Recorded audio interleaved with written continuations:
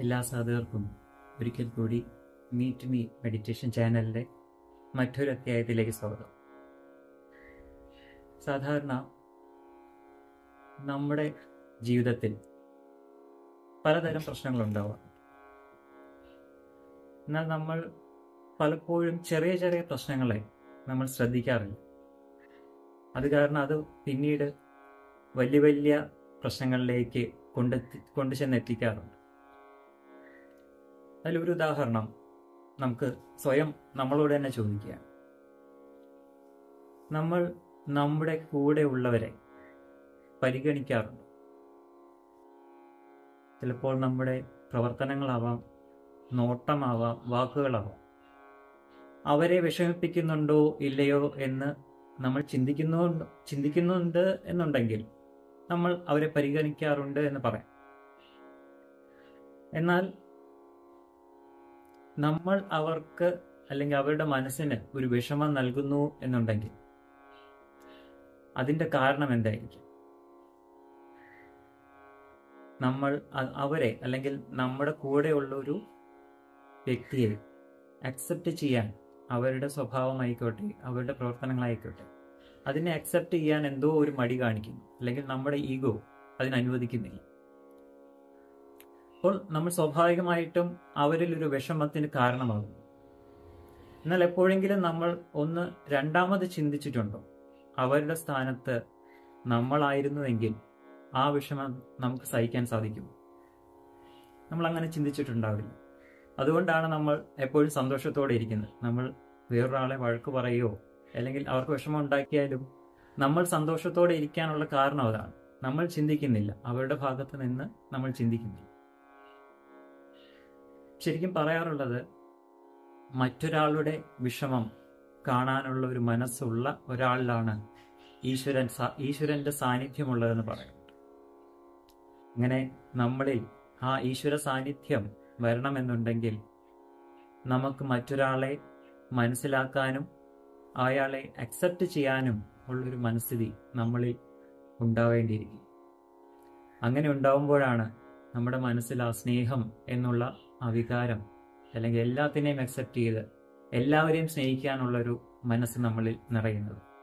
അങ്ങനെ എല്ലാവർക്കും ആ ഒരു മനസ്സ് ഉണ്ടാവട്ടെ എന്ന് പ്രാർത്ഥിച്ചുകൊണ്ട് ഇന്നത്തെ ഈ സത്സംഗത്തിലേക്ക് നമുക്ക് കടക്കാം. ഇന്ന് നമ്മൾ എത്തിച്ചേർന്നിരിക്കുന്നത് തിരുവനന്തപുരം ജില്ലയിലെ വണ്ടിത്തടം എന്ന് പറയുന്ന സ്ഥലത്താണ്. വെള്ളായണിക്ക് അടുത്തുള്ള ഒരു സ്ഥലമാണ്. ഇന്ന് നമ്മൾ പരിചയപ്പെടാൻ പോകുന്ന വ്യക്തിത്വവും വർഷങ്ങളായിട്ട് അദ്ദേഹത്തിൻ്റെ 18ാമത്തെ വയസ്സ് മുതൽ മെഡിറ്റേഷൻ, ഹേർട്ട്ഫുൾനെസ് എന്ന് പറയുന്ന ഒരു മെഡിറ്റേഷൻ പ്രാക്ടീസ് ചെയ്തുകൊണ്ടിരിക്കുന്ന ഒരു വ്യക്തി. അദ്ദേഹവും അദ്ദേഹത്തിൻ്റെ ഫാമിലിയും എല്ലാവരും ഈ ഒരു മാർഗമാണ് ഫോളോ ചെയ്യുന്നത്. നമ്മൾ പരിചയപ്പെടാൻ പോകുന്ന ആ ശ്രേഷ്ഠ വ്യക്തിത്വത്തിൻ്റെ പേര് അനിൽ ചന്ദ്രശേഖരൻ എന്നാണ്. നമുക്ക് അദ്ദേഹത്തെ നമ്മുടെ സത്സംഗത്തിലേക്ക് സ്വാഗതം ചെയ്യാം. നമസ്തേ. അങ്ങേ ഒന്ന് നമ്മൾ സാധാരണ വേണ്ടിയിട്ട് ഒന്ന് ഇൻട്രൊഡ്യൂസ് ചെയ്യാം. എൻ്റെ പേര് അനിൽ ചന്ദ്രശേഖരനാണ്. ഞാൻ ഹാർട്ട്ഫുൾനെസ് മൂവ്മെൻറ്റിൻ്റെ ഒരു ട്രെയിനറാണ്. ഹാർട്ട്ഫുൾനെസ് മൂവ്മെൻറ്റ് എന്ന് പറയുന്നത് നമ്മുടെ ഹാർട്ട്ഫുൾനെസ് ഇൻസ്റ്റിറ്റ്യൂട്ട് എപ്പോഴും നടത്തിക്കൊണ്ടുവരുന്ന ഒരു മൂവ്മെൻറ്റാണ്. അതിൽ ലോകത്തെമ്പാടും ഏകദേശം 170ഓളം രാജ്യങ്ങളിൽ വ്യാപിച്ചു കിടക്കുന്നൊരു മൂവ്മെൻറ്റാണ്, ഓർഗനൈസേഷനാണ്. വ്യക്തികളിൽ ശാരീരികമായും മാനസികമായും വൈകാരികമായും ആധ്യാത്മികമായും ഉയർച്ച ഉണ്ടാക്കുക എന്നുള്ള ലക്ഷ്യത്തോടു കൂടി പ്രവർത്തിക്കുന്ന ഒരു ഓർഗനൈസേഷനാണ് ഹാർട്ട്ഫുൾനെസ്. ലോകത്തെമ്പാടും ഏകദേശം 15,000-ഓളം ട്രെയിനേഴ്സ് ഉണ്ട്. എല്ലാവരും വോളണ്ടറി ട്രെയിനേഴ്സാണ്. അതിൽ തിരുവനന്തപുരത്തെ ഹാർട്ട്ഫുൾനെസ് മൂവ്മെൻറ്റിന് വേണ്ടി വർക്ക് ചെയ്യുന്ന ഒരു ട്രെയിനറാണ്. ഭാഗ്യം കൊണ്ട് എനിക്ക് വളരെ ചെറുപ്പത്തിലേ ഇത് പ്രാക്ടീസ് ചെയ്യാനുള്ള ഒരു അവസരം കിട്ടുകയും ഇതിൻ്റെ ഗൈഡ് എപ്പോഴും ഹാർട്ട്ഫുൾനെസ്സിൻ്റെ ഗൈഡ് പറയുന്ന പോലെ ഉള്ളൊരു സാധനാക്രമവും ജീവിതശൈലിയും അനുവർത്തിക്കാൻ ഒരു അവസരം കിട്ടുകയും അതിൻ്റെ എല്ലാ വിധത്തിലുള്ള അതിൻ്റെ സൗഭാഗ്യങ്ങളും ലഭിക്കാനുള്ള അവസരം കിട്ടിയ വ്യക്തി കൂടിയാണ്. അപ്പോൾ അതിൻ്റെ എക്സ്പീരിയൻസിൻ്റെ ബേസിലായിരിക്കും താങ്കളുടെ ചോദ്യങ്ങളുടെ ഉത്തരങ്ങൾ തരാനാണ്. ചെറുപ്പത്തിലെ ഈ ഒരു മൂവ്മെന്റിലേക്ക്, ഹേർട്ട്ഫുൾനെസ് മെഡിറ്റേഷനിലേക്ക് വരാനുണ്ടായ ഒരു സാഹചര്യം എന്ന് പറഞ്ഞു? തീർച്ചയായും അത് പ്രധാന കാരണം എൻ്റെ മാതാപിതാക്കൾ തന്നെയാണ്. എൻ്റെ അച്ഛന് വളരെ ഒരു സീരിയസ് ആയിട്ടുള്ളൊരു ആധ്യാത്മിക അന്വേഷിയാണ്. പല പല ആധ്യാത്മിക മെത്തേഡുകളും അദ്ദേഹം അനുവർത്തിച്ചു പോയി. പക്ഷെ അദ്ദേഹത്തിന് ഒന്നിനും ഒരു സാറ്റിസ്ഫാക്ഷൻ കിട്ടിയില്ല. ബാക്കി ചിലത് കൊമേഴ്ഷ്യൽ ആസ്പെക്റ്റ് ഉണ്ടാവാം, അല്ലെങ്കിൽ ഹൃദയം പൂർണ്ണമായിട്ട് അക്സെപ്റ്റ് ചെയ്യാത്തതുണ്ടാവും. അദ്ദേഹം ഇന്ന് നിലനിൽക്കുന്ന പല സിസ്റ്റങ്ങളും, ആധ്യാത്മിക സിസ്റ്റങ്ങളും അദ്ദേഹം പിന്തുടരുകയും അവസാനം ഈ ഹാർട്ട്ഫുൾനെസ്, അന്ന് ഇതിൻ്റെ പേര് സഹജമാർഗം എന്നാണ്, ഇപ്പോഴും അതിൻ്റെ പേര് സഹജമാർഗം എന്നാണ്, അക്രോസ് ദ വേൾഡ് ആയപ്പോഴും അതിനെ കുറച്ചുകൂടി ഒരു ഹാർട്ട്ഫുൾനെസ്സിൻ്റെ. അപ്പം അദ്ദേഹം ഈ യാത്ര ഇതിൽ വരികയും ആ മെഡിറ്റേഷനിൽ അദ്ദേഹം പൂർണ്ണമായി അദ്ദേഹത്തിൽ ഹൃദയ നിർഭരത എന്നാണ് മലയാളത്തിൽ നമ്മൾ പറയുന്നത്. അപ്പം അത് അദ്ദേഹം പ്രാക്ടീസ് ചെയ്യും. അപ്പോൾ തനിക്ക് കിട്ടിയ ഈ എക്സ്പീരിയൻസസ് ഇത് നമ്മുടെ ഫാമിലി മെമ്പേഴ്സിന് ആദ്യമേ കൊടുക്കണം എന്നുള്ള ഒരു ആഗ്രഹം അദ്ദേഹത്തിനുണ്ടായിരുന്നു. അങ്ങനെ എൻ്റെ അമ്മയും ഞാനും അതിൽ ജോയിൻ ചെയ്തു. തുടക്കത്തിൽ പ്രായത്തിൽ അറിയാമല്ലോ, ആ പ്രായത്തിൽ എന്താണ് ആധ്യാത്മികത അല്ലെങ്കിൽ എന്താണോ അറിയാതെ വെറുതെ അച്ഛൻ പറഞ്ഞതുകൊണ്ട് ചെയ്യാന്നുള്ള ഒരു ചെയ്തു വന്നപ്പോൾ എന്തോ ഒരു കാര്യം, എന്തോ ഒരു എക്സ്പീരിയൻസ് ചെയ്യാൻ പറ്റാത്ത ഒരു, ഐ മീൻ പറയാൻ പറ്റാത്ത, വാക്കുകൾ പ്രകടിപ്പിക്കാൻ പറ്റാത്ത എന്തോ ഒരു എക്സ്പീരിയൻസ് ചെയ്യുന്നതായിട്ട് ഫീൽ ചെയ്തു. രസകരമായ സംഭവം എന്ന് പറഞ്ഞാൽ അത് കഴിഞ്ഞ് ഈ മെഡിറ്റേഷൻ ഇതിൽ വന്നതിന് ശേഷം ഒരു മാസം കഴിഞ്ഞപ്പോൾ അച്ഛൻ്റെ ഒരു ഫ്രണ്ട്, ചെന്നൈയിലെ ഒരു ഫ്രണ്ടുണ്ട്, അദ്ദേഹം വേറൊരു മെത്തേഡ് അച്ഛനടുത്ത് പറയും. അതും പ്രാക്ടീസ് നമ്മൾ ചെന്നൈയിൽ ആ സമയത്ത് ചെന്നൈയിൽ പോകാൻ നമുക്കിടയുണ്ടായി LTC വഴി. അപ്പോൾ അവിടെ ചെന്നപ്പോൾ അതും പ്രാക്ടീസ് ചെയ്തു. അപ്പോൾ അതും എനിക്കും അത് ഇൻട്രൊഡ്യൂസ് ചെയ്തു. അവിടെ വെച്ച് തന്നെ ഞാനത് ചെയ്തു. അപ്പോൾ തിരിച്ചിവിടെ വന്നപ്പോൾ എനിക്ക് കൺഫ്യൂഷനായി. അത് വേണോ ഇത് വേണോ, ഒരേ സമയത്ത് രണ്ട് വഞ്ചിയിൽ കാൽ വയ്ക്കാൻ ഒരിക്കലും എനിക്ക് താല്പര്യം ഉണ്ടായിരുന്നില്ല. കാര്യം somehow I am not doing justice to one എന്നുള്ളൊരു ഫീൽ എനിക്കുണ്ടായിരുന്നു.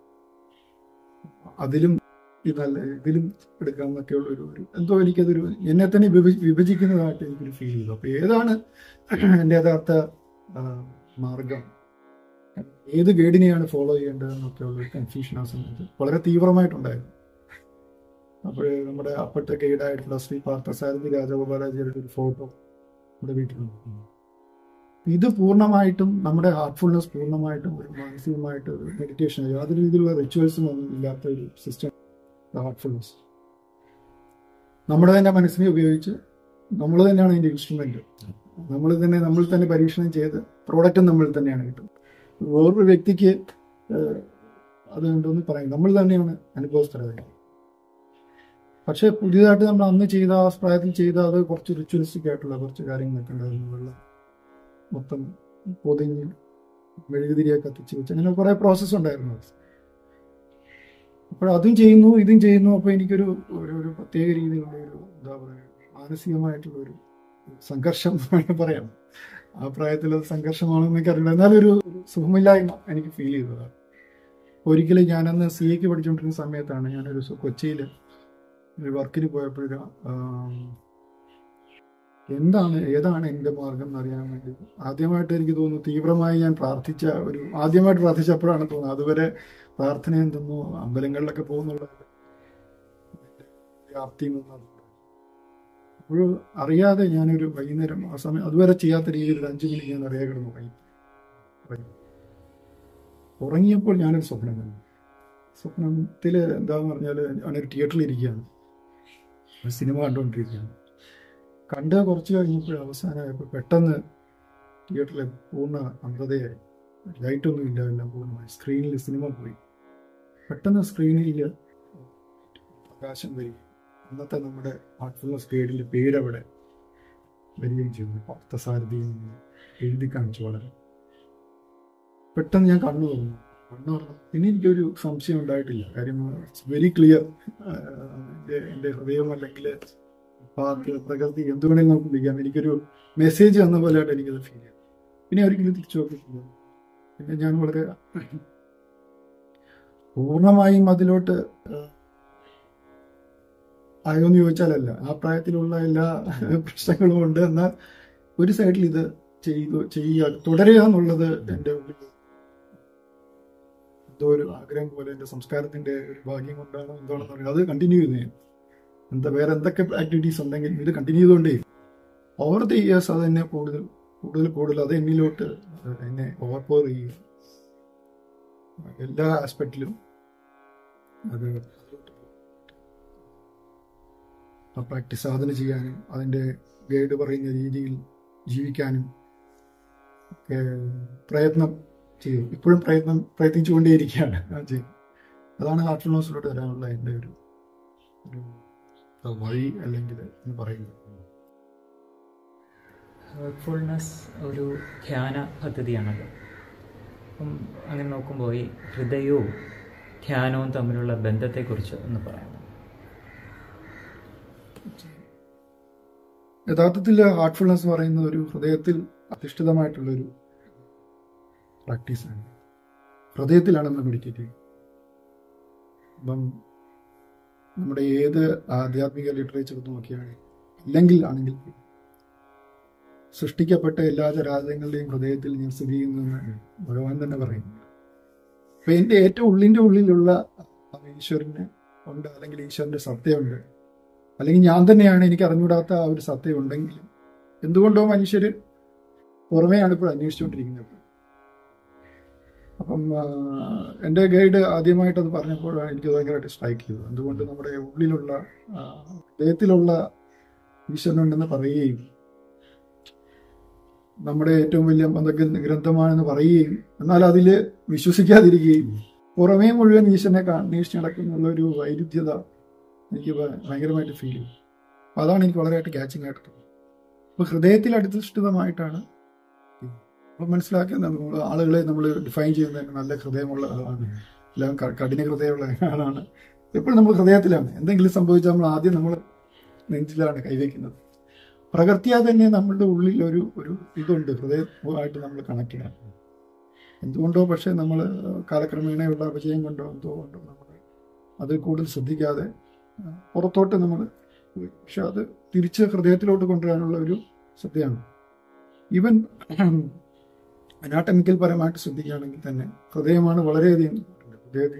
ഹൃദയം നിലച്ചാൽ എല്ലാം നിലച്ചു എന്നുള്ള രക്തം എല്ലാ ശരീരത്തിലും വ്യാപിക്കുന്ന ഹൃദയം ശുദ്ധമായൊരു ഹൃദയം ഉണ്ടെങ്കിൽ ആ പരിശുദ്ധി നമ്മുടെ ശാരീരികമായിട്ട് പോലും എല്ലായിടത്തും വ്യാപിക്കുന്നുള്ള ഒരു കൺസെപ്റ്റാണ് പരിശുദ്ധമായ രക്തം എന്നൊക്കെ പറയും.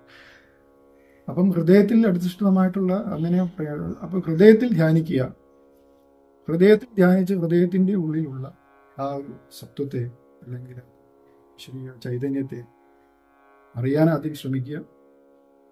കുറെ അത് പ്രാക്ടീസ് ചെയ്ത് പോകുമ്പോൾ അത് ഞാൻ തന്നെയാണ് എന്നുള്ള ഒരു അവസ്ഥയിലോട്ട് നമ്മൾ റിയലൈസ് ആവുകയാണ് ചെയ്യുന്നത്. നമ്മുടെ ഈ ഹാർട്ട്ഫുൾനെസ് എന്ന് പറയുന്നത് ഒരിക്കലും ഒരു തിയറിറ്റിക്കലല്ല. ഒരു പ്രാക്ടീസ് ചെയ്യുന്ന ഒരു അഭ്യാസി ഇതിൽ വരുമ്പോൾ പ്രാക്ടീസ് ചെയ്യുന്ന ഒരു അഭ്യാസി എന്നാണ് പറയുന്നത്. ഗീതയിൽ തന്നെ അങ്ങ് പറയുന്ന ഈ കാര്യങ്ങൾ, വലിയ വലിയ കാര്യങ്ങളൊക്കെ സാധാരണ ആൾക്കാർക്ക് ഇതെങ്ങനെ, ഞാൻ അങ്ങയുടെ അടുത്തുള്ളത് കൊണ്ട് എനിക്കിതെല്ലാം അങ്ങയുടെ ഡയറക്റ്റ് എക്സ്പീരിയൻസ് എനിക്ക് തോന്നുന്നു. പക്ഷെ സാധാരണ ആളുകൾക്ക് ഇതെങ്ങനെ സാധിക്കും? മനസ്സിനെ കൺട്രോൾ ചെയ്യുക, അങ്ങനെയുള്ള കാര്യങ്ങൾ. ഒരു വാക്ക് അഭ്യാസേന കന്തയാണ്. അഭ്യസിക്കൂ. ഞാൻ ഈ മെത്തേഡുകളെല്ലാം നിനക്ക് പറഞ്ഞു തന്നിട്ടുണ്ട്. പല പല യോഗങ്ങളും പല പല മെത്തേഡുകളൊക്കെ പറഞ്ഞു തന്നിട്ടുണ്ട്. അത് നീ അഭ്യസിക്കണം. അഭ്യസിക്കുമ്പോൾ അത് നിന്നിൽ അത് പ്രകടമാണ്, നീയാണെന്നത് ബോധ്യം.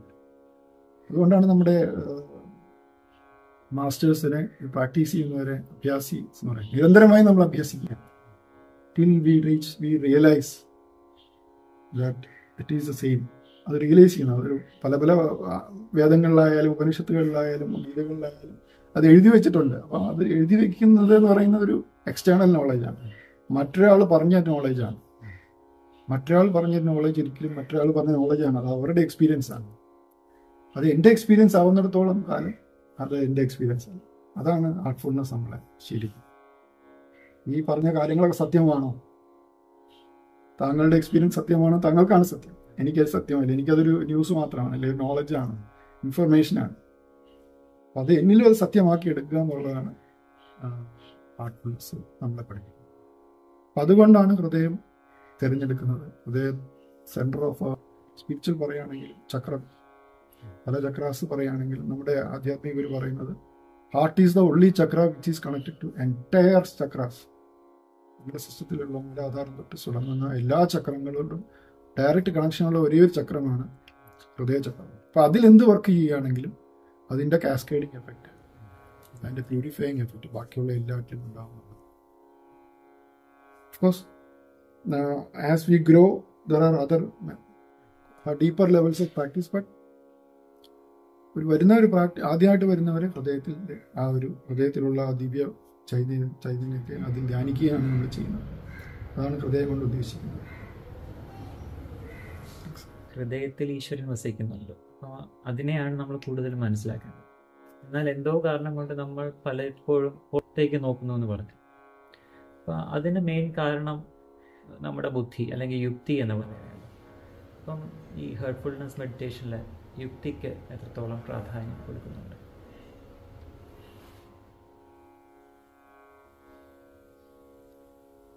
തുടക്കത്തിൽ പ്രാക്ടീസ് ചെയ്ത് വരുന്ന ഒരു അഭ്യാസിക്ക് യുക്തിക്ക് വളരെയധികം പ്രാധാന്യം നമ്മൾ കൊടുക്കും. ഒരിക്കലും ഒരു അന്ധവിശ്വാസം അല്ലെങ്കിൽ അന്ധമായ ഒരു വ്യക്തിയെ അല്ലെങ്കിൽ ഒരു സിസ്റ്റത്തെ ഫോളോ ചെയ്യാൻ ഒരിക്കലും നമ്മൾ പറയുന്നില്ല ഒരിക്കലും. അതുകൊണ്ട് തന്നെയാണ് നമ്മുടെ ഈ സിസ്റ്റത്തിലും 3 M's എന്നാണ് പറയുന്നത്: മാസ്റ്റർ, മിഷൻ ആൻഡ് മെത്തേഡ്. ഒരു ആധ്യാത്മിക എന്തിനു വേണേലും ആയിക്കോട്ടെ, ഒരു ചില നമ്മുടെ ഇവിടെ കൂടുതൽ ആളുകളും ജോയിൻ ചെയ്യുന്നത് ഈ ഹാർട്ട്ഫുൾനെസ് മൂവ്മെന്റിലോട്ട് വരുന്നത് മനസ്സമാധാനത്തിന് വേണ്ടിയാണ്. സ്ട്രെസ് കുറയ്ക്കുക, ജീവിതത്തിലായാലും കുടുംബത്തിലെ പ്രശ്നങ്ങൾ അത് സ്വയമായിട്ട് അവർക്ക് കൺട്രോൾ ചെയ്യാൻ, അവനാണ് തന്നെ കൺട്രോൾ ചെയ്യാൻ പറ്റുന്നില്ല, which result in high level of stress. ആ സ്ട്രെസ് കൊണ്ടുണ്ടാവുന്ന പല പല അസുഖങ്ങൾ, അതിലാണ് കൂടുതൽ ആൾക്കാർ വരുന്നത്. കൂടുതൽ ചില മാനസിക പ്രശ്നങ്ങളുള്ള കൺട്രോൾ ചെയ്യാൻ പറ്റാത്ത ആളുകൾ വരുന്നുണ്ട്. പൂർണ്ണമായിട്ട് ആധ്യാത്മികമായിട്ട് ക്വസ്റ്റ് ഉള്ള ആൾക്കാർ വരുന്നുണ്ട്. ആര് വന്നാലും നമ്മൾ ആദ്യം കൊടുക്കുന്നത് നമ്മുടെ സിസ്റ്റമാണ്. നമ്മൾ ഇതിനൊരു ഗൈഡ് ഉണ്ടെന്നോ മിഷനുള്ളതെന്നോ കാര്യമൊന്നും നമ്മൾ അടുത്ത് പറയുന്നില്ല.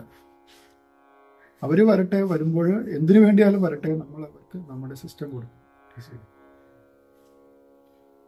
സിസ്റ്റം ആണ് ഇത് വർക്ക് ചെയ്യുന്നത്. അതാണ് ഞാൻ പറയുന്നത്. സിസ്റ്റം പ്രാക്ടീസ് ചെയ്യുന്നതിലൂടെ യുക്തിസഹമായിട്ട് തന്നെ സിസ്റ്റത്തെ കാണുക എന്നുള്ളതാണ് നമ്മൾ പറയുന്നത്. ഇൻഫാക്ട് നമ്മൾ ഒരു വിശ്വാസിയേക്കാൾ ഒരു അവിശ്വാസിയാണ് നമ്മുടെ മാസ്റ്ററിന് കൂടുതൽ ഇഷ്ടം. അറ്റ്ലീസ്റ്റ് ഒരു വിശ്വാസി കൂടുതൽ വിശ്വാസികളും വെറുതെ വിശ്വസിക്കുകയാണ്. ബിക്കോസ് എൻ്റെ അച്ഛനും അമ്മയും പറയുന്നു, ഞാനത് വിശ്വസിക്കുന്നു, അല്ലെങ്കിൽ സമൂഹം ഇത് പറയുന്നു, ഞാൻ വിശ്വസിക്കുന്നു. എന്തുകൊണ്ട് വിശ്വസിക്കുമെന്ന് ചോദിച്ചാൽ അവർക്ക് ദേഷ്യം വരും, വിശ്വസിച്ച് ചോദിക്കും. അപ്പം ആ രീതിയിലുള്ള ഒരു യുക്തി, ആ രീതിയിലുള്ള ഒരു വിശ്വാസം നമുക്ക് അപകടമാണ്. അപകടമാണെന്ന് പറഞ്ഞാൽ സമൂഹത്തിലെ അച്ഛനമ്മമാരാണ് അല്ലെങ്കിൽ മറ്റുള്ളവർ പറയുന്നതുകൊണ്ട് നമ്മൾ ഇതുവരെ കോട്ടം തട്ടാതൊക്കെ പോയി. പക്ഷെ അത് പലർക്കും വേണമെങ്കിൽ അത് നമ്മുടെ കുഴിയിലോട്ട് ചാടിക്കാൻ നോക്കും എളുപ്പത്തിൽ. അന്ധമായി വിശ്വസിക്കുന്ന ഒരാളെ ഏത് സമയം വേണമെങ്കിലും പടുകുഴിയിൽ വിടുവാൻ ചാൻസ്.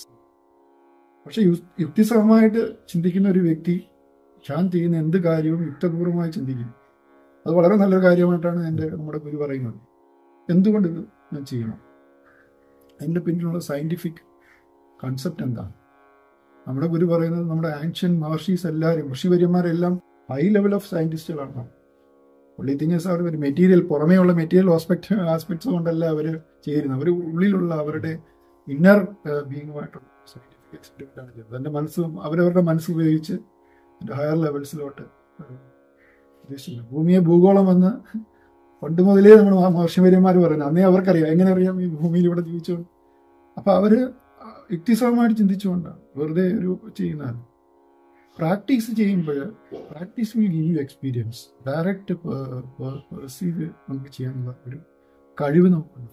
അത് ആ രീതിയിലാണ് പ്രാക്ടീസ് നമ്മൾ ആർക്കും എളുപ്പത്തിൽ ചെയ്യാവുന്ന രീതിയിൽ വളരെ എളുപ്പത്തിൽ 3-4 കാര്യങ്ങളാണ് അതിനകത്തുള്ള ബേസിക് ആയിട്ടുള്ള. ഒന്ന്, അത് നമുക്ക് കൂടുതൽ പോകുമ്പോൾ അതിനെ കുറിച്ച് കൂടുതലായിട്ട് പറയാം. മെഡിറ്റേഷൻ, വൈകുന്നേരം ഒരു ഇന്നർ ക്ലൻസിങ്, നമ്മളെ തന്നെ ഒരു ക്ലീൻ ചെയ്യുന്ന പ്രോസസ്സ്, രാത്രി ഒരു പ്രയർ മെഡിറ്റേഷൻ.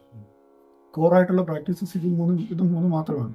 ഇത് നമ്മൾ മിനിമം വരുന്ന ഒരു അഭ്യാസി പ്രാക്ടീസ് ചെയ്യുന്ന ഒരാളെ മിനിമം 4 മാസം നിങ്ങൾ ചെയ്യാൻ പറയുന്നു. ഇത് ചെയ്യൂ. എല്ലാ മെത്തേഡും എല്ലാവർക്കും ചിലപ്പം നന്നാവണമെന്നില്ല. ഓരോരുത്തരുടെ അണ്ടർസ്റ്റാൻഡിങ്ങും അവരുടെ പെർസീവിങ്സ് അനുസരിച്ചായിരിക്കും. അതുകൊണ്ടാണ് പ്രകൃതി അതിൻ്റെ ദയ കൊണ്ട് ഇന്യൂമറബിൾ മെത്തേഡ്സ് തന്നെയാണ്. ഓരോരുത്തർക്കും ചിലർക്ക് ചില കാര്യങ്ങളിൽ ചിലർക്ക് പറ്റും. നമ്മൾ ഇതുപോലെ ഓപ്പണാണ്. നമ്മൾ വരുന്നു, നമ്മളൊരു പ്രാക്ടീസ് കൊടുക്കുന്നു, നിങ്ങൾ ചെയ്യൂ, പ്രാക്ടീസ് ചെയ്യൂ. നിങ്ങൾക്ക് ഇതുകൊണ്ട് ഡയറക്റ്റായിട്ട് എന്തെങ്കിലും പേഴ്സീവ് ചെയ്യാൻ സാധിക്കുന്നുണ്ടോ, എന്തെങ്കിലും എക്സ്പീരിയൻസ് ചെയ്യാൻ സാധിക്കുന്നുണ്ടോ, മാറ്റം നിങ്ങൾക്ക് കാണാൻ സാധിക്കുന്നുണ്ടോ എന്നത് നിങ്ങളുടെ സിസ്റ്റമാണ്. ഇല്ലെങ്കിൽ നിങ്ങൾ വിട്ടോളൂ, നിങ്ങൾക്ക് വേറെ കാര്യങ്ങൾ നോക്കിയോളൂ. യുക്തിപൂർവമാക്കി, യുക്തിക്ക് വളരെയധികം പ്രാധാന്യം. ഒരു അന്ധമായ ഒരു വിശ്വാസത്തിന്റെ പുറകെ പോകാൻ ഒരിക്കലും നമ്മൾ പ്രാക്ടീസ് ചെയ്യും. ഈ പ്രാക്ടീസ് ചെയ്യുമ്പോൾ നമ്മൾ കണ്ടിരിക്കുന്ന കൂടുതലും ആളുകൾ പ്രാക്ടീസ് ചെയ്യും. പ്രാക്ടീസ് അവർക്ക് എക്സ്പീരിയൻസസ് ക്രിയേറ്റ് ചെയ്യും. ആ എക്സ്പീരിയൻസ് ക്രിയേറ്റ് ചെയ്യുമ്പോൾ എങ്ങനെയാണ് എന്നിൽ അത് വർക്ക് ചെയ്യുന്നത്, ഈ പ്രോസസ് വർക്ക് ചെയ്യുന്നത്, അത് അഭ്യാസം തന്നെയാണ്. ഫർദറായിട്ട് ചോദ്യങ്ങൾ നമ്മളോട് ചോദിക്കുന്നത്, ഇതെങ്ങനെയാണ് വർക്ക് ചെയ്യുന്നത്. അപ്പം ഇങ്ങനെ ഒരു മെഷീനുണ്ട്.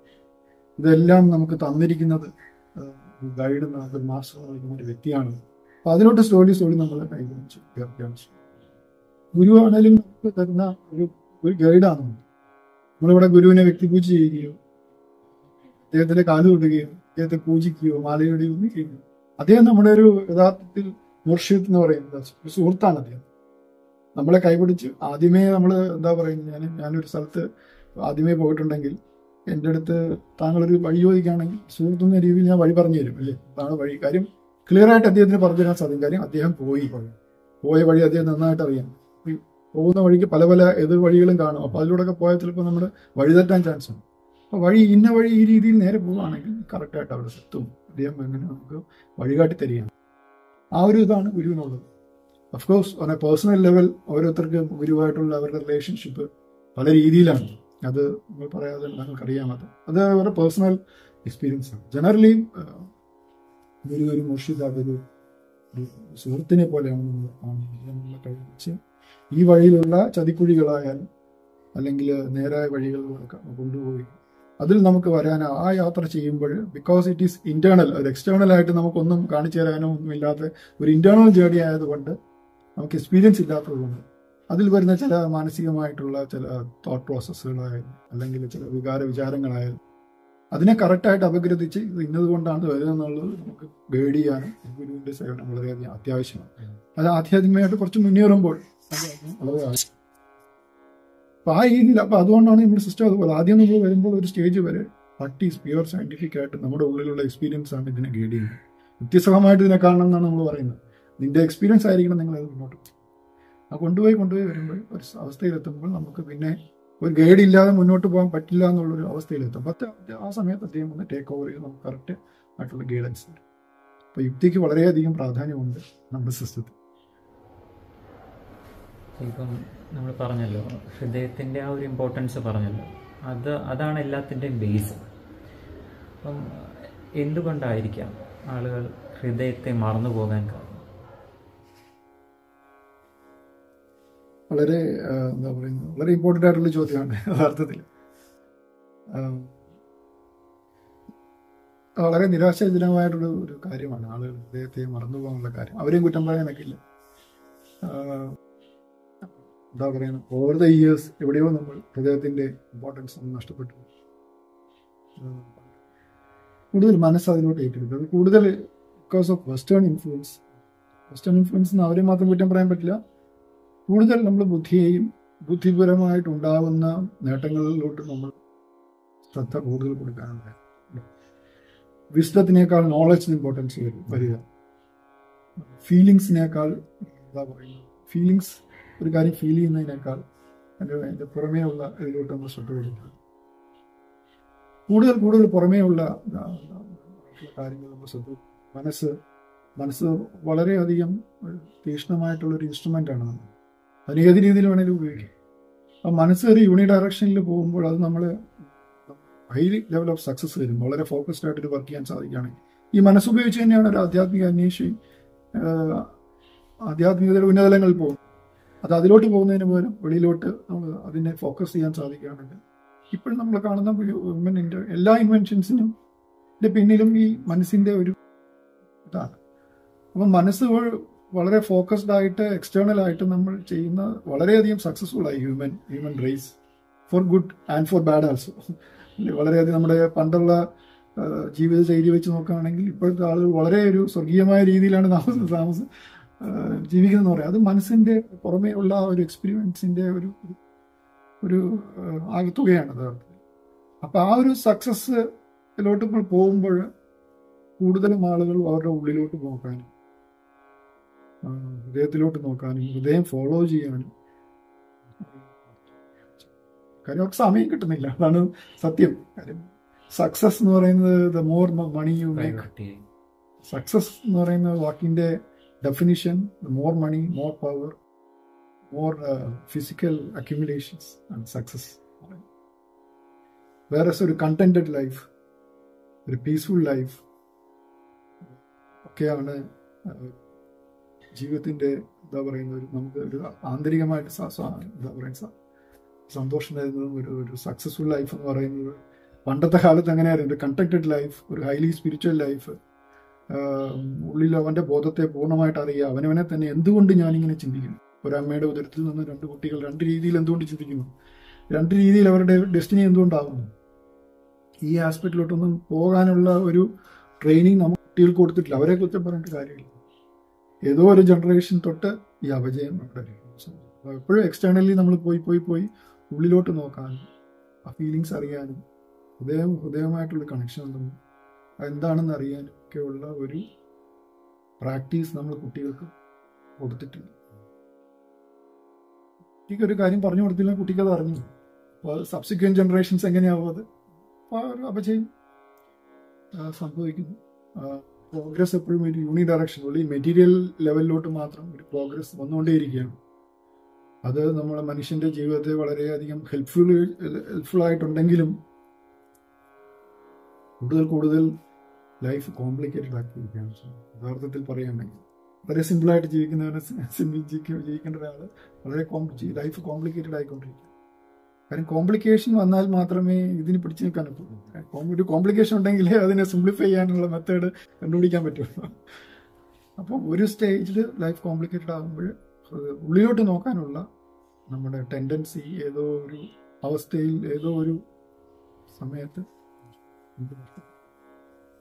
അത് തിരിച്ചു കൊണ്ടുവരിക, ഹൃദയത്തിന്റെ ആധിപത്യം തിരിച്ചു കൊണ്ടുവരിക എന്നുള്ളതാണ് ഹാർട്ട്ഫുൾനെസ്സിന്റെ ശ്രദ്ധ. സഹജമാർഗം ഉദ്ദേശിക്കുന്നതിന് ഹാർട്ട്ഫുൾനെസ് എന്ന് പറയുന്നതിന് സഹജമായിട്ടുള്ള കാര്യം എന്ന് പറഞ്ഞാൽ ഹൃദയം എന്നാണ് അർത്ഥം. എന്തും നിർഭരമായിട്ട് ചെയ്യുമ്പോൾ അത് സഹജമാണല്ലോ. അതുകൊണ്ട് ഹാർട്ട്ഫുൾനെസ് സഹജമാർഗം പേരൊന്നു തന്നെയാണ്. ഹാർട്ട്ഫുൾനെസ് എന്ന് ഉദ്ദേശിക്കുന്നത് സഹജമാർഗം ഉദ്ദേശിക്കുന്നത് ഹൃദയത്തിൽ കൊണ്ടുവരിക.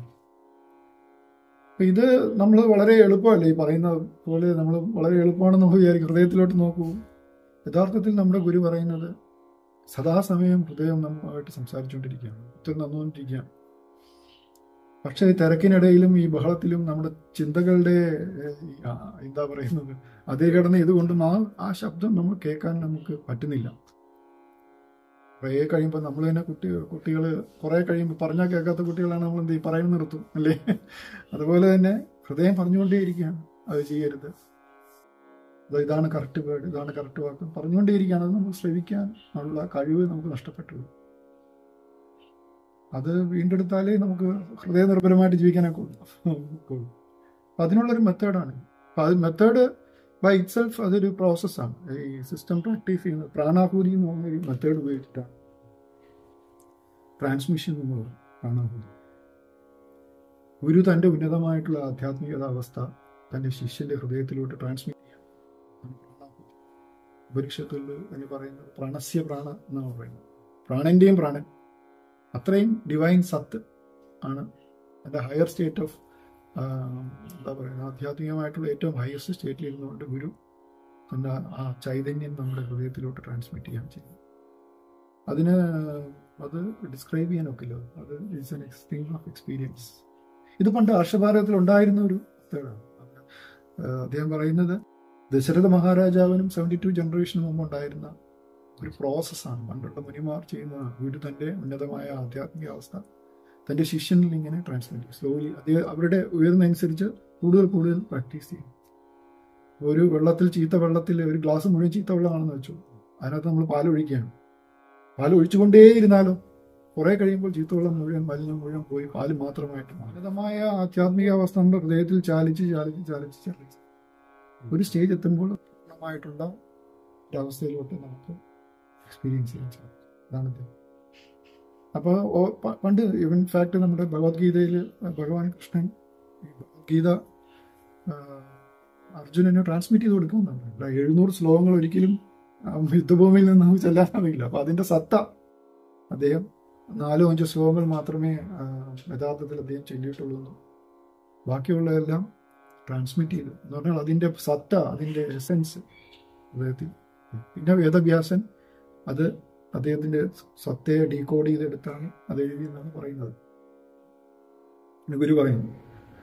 അപ്പോൾ ഈ ഉന്നതമായ അവസ്ഥ നമ്മുടെ ഹൃദയത്തിൽ അദ്ദേഹം ഓരോ മെഡിറ്റേഷനിലും നമുക്ക് തന്നുകൊണ്ടേയിരിക്കുകയാണ്. അതാണ് നമ്മളെ മുന്നോട്ട് വയ്ക്കുന്നത്. അത് നമ്മളെ കൂടുതൽ ഹൃദയത്തിലോട്ട് കൊണ്ടുപോകാൻ സാധിക്കും. കാര്യം ഹൃദയത്തിൽ നമ്മൾ മെഡിറ്റേറ്റ് ചെയ്യുന്നുണ്ട്, ഹൃദയത്തിൽ ആ ഒരു സത്ത കൂടുതൽ തരികയാണ് ചെയ്യുന്നത്. അങ്ങനെ കൂടുതൽ എന്ത് കാര്യത്തിനും നമ്മൾ ഹൃദയത്തോട് ചോദിക്കുന്ന ഒരു അവസ്ഥ നമുക്കുണ്ടാകും. ആ വോയിസ് കേൾക്കുന്ന ഒരു അവസ്ഥ ഉണ്ടാകും. അപ്പം അതാണ് ഇതുകൊണ്ട് ഉദ്ദേശിക്കുന്നത്. അതാണ് ഹൃദയനിർഭരമായ ഒരു ജീവിതം. നമ്മളിതിനെ ഹാർട്ട്ഫുൾനെസ് വേ. ഹാർട്ട്ഫുൾനെസ് മെഡിറ്റേഷൻ പല സ്റ്റേജ് പറഞ്ഞല്ലോ. തുടക്കത്തിൽ ഒരാൾ യുക്തിപരമായിട്ട് ചിന്തിക്കുന്നു, പിന്നീട് അത് ഗുരുവിൽ എത്തുന്നവരെയും അവൻ ആ ഒരു ചിന്തയിലൂടെയാണ് പോകുന്നത്. പിന്നെ ഗുരു ഗൈഡ് ചെയ്ത് ആ ഒരു ബ്ലിസ്ഫുൾ സ്റ്റേറ്റിലോട്ട് എത്തിക്കുന്നു. ഹാർട്ട്ഫുൾനെസ് പ്രാക്ടീസ് ചെയ്യുന്ന ഒരു സാധകന് യഥാർത്ഥത്തിൽ സംഭവിക്കുന്നത് ഒരു യുക്തിയാണോ, ഭക്തിയാണോ, അതോ പ്രണയമാണോ? വളരെ മനോഹരമായൊരു ചോദ്യമാണ് യഥാർത്ഥത്തിൽ. ഇതിൻ്റെ എല്ലാറ്റിൻ്റെയും ഒരു സത്യമാണ് സഹജമാർഗം എന്ന് പറയുന്നത്, അല്ലെങ്കിൽ ഹാർട്ട്ഫുൾനെസ് പറയുന്നത്. ഇൻഫാക്ട് നമ്മുടെ ഗൈഡ് പറയുന്നത് KGB എന്നാണ്, തമാശ രൂപത്തിൽ പറയും. KGB നമ്മുടെ റഷ്യയിലെ ചാരസംഘടന KGB എന്നാണ്. ഇറ്റ്സ് എ കോമ്പിനേഷൻ ഓഫ് കർമ്മ, ജ്ഞാന ആൻഡ് ഭക്തി. എല്ലാറ്റിലും ജീവിതത്തിൽ ഒരു ലൈഫിൽ എല്ലാറ്റിനും ഇമ്പോർട്ടൻസ് ഉണ്ട്. കർമ്മം നിഷ്കാമമാകുമ്പോൾ അത് ഹയസ്റ്റ് ലെവലോട്ടാകും.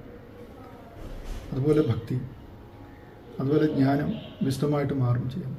ഓരോന്നും എല്ലാറ്റിനും അതിൻ്റേതായിട്ടുള്ള ഇമ്പോർട്ടൻ്റ് ആണ്. എല്ലാം കൂടി ഒരുമിച്ച് ചെയ്യുന്നത് മാത്രമേ ഒരു ലൈഫ് പൂർണ്ണമായിട്ടുള്ളൂ. എല്ലാറ്റിൻ്റെയും ഒരു ആകത്തുകയായിരിക്കണം സഹജമാർഗം എന്ന് പറയുന്നത്. ഭക്തിക്ക് വളരെയധികം ഇമ്പോർട്ടൻ്റ് ആണ്. അൾട്ടിമേറ്റ് ഇതെന്ന് പറയുന്നത് ഭക്തിയാണ്, അല്ലെ? അവസാനം പറയുന്നത് എല്ലാം വിട്ട് എന്നിലോട്ട് വരാനാണ് അദ്ദേഹം പറയുന്നത്. ഭക്തി മാത്രമായിട്ടാകുമ്പോൾ ഒരു സാധകൻ്റെ അവസ്ഥ വേറൊരു emotional state, higher state of ഇമോഷനിലോട്ട് പോവുകയാണ് ചെയ്യുന്നത്. Which is good for a saint.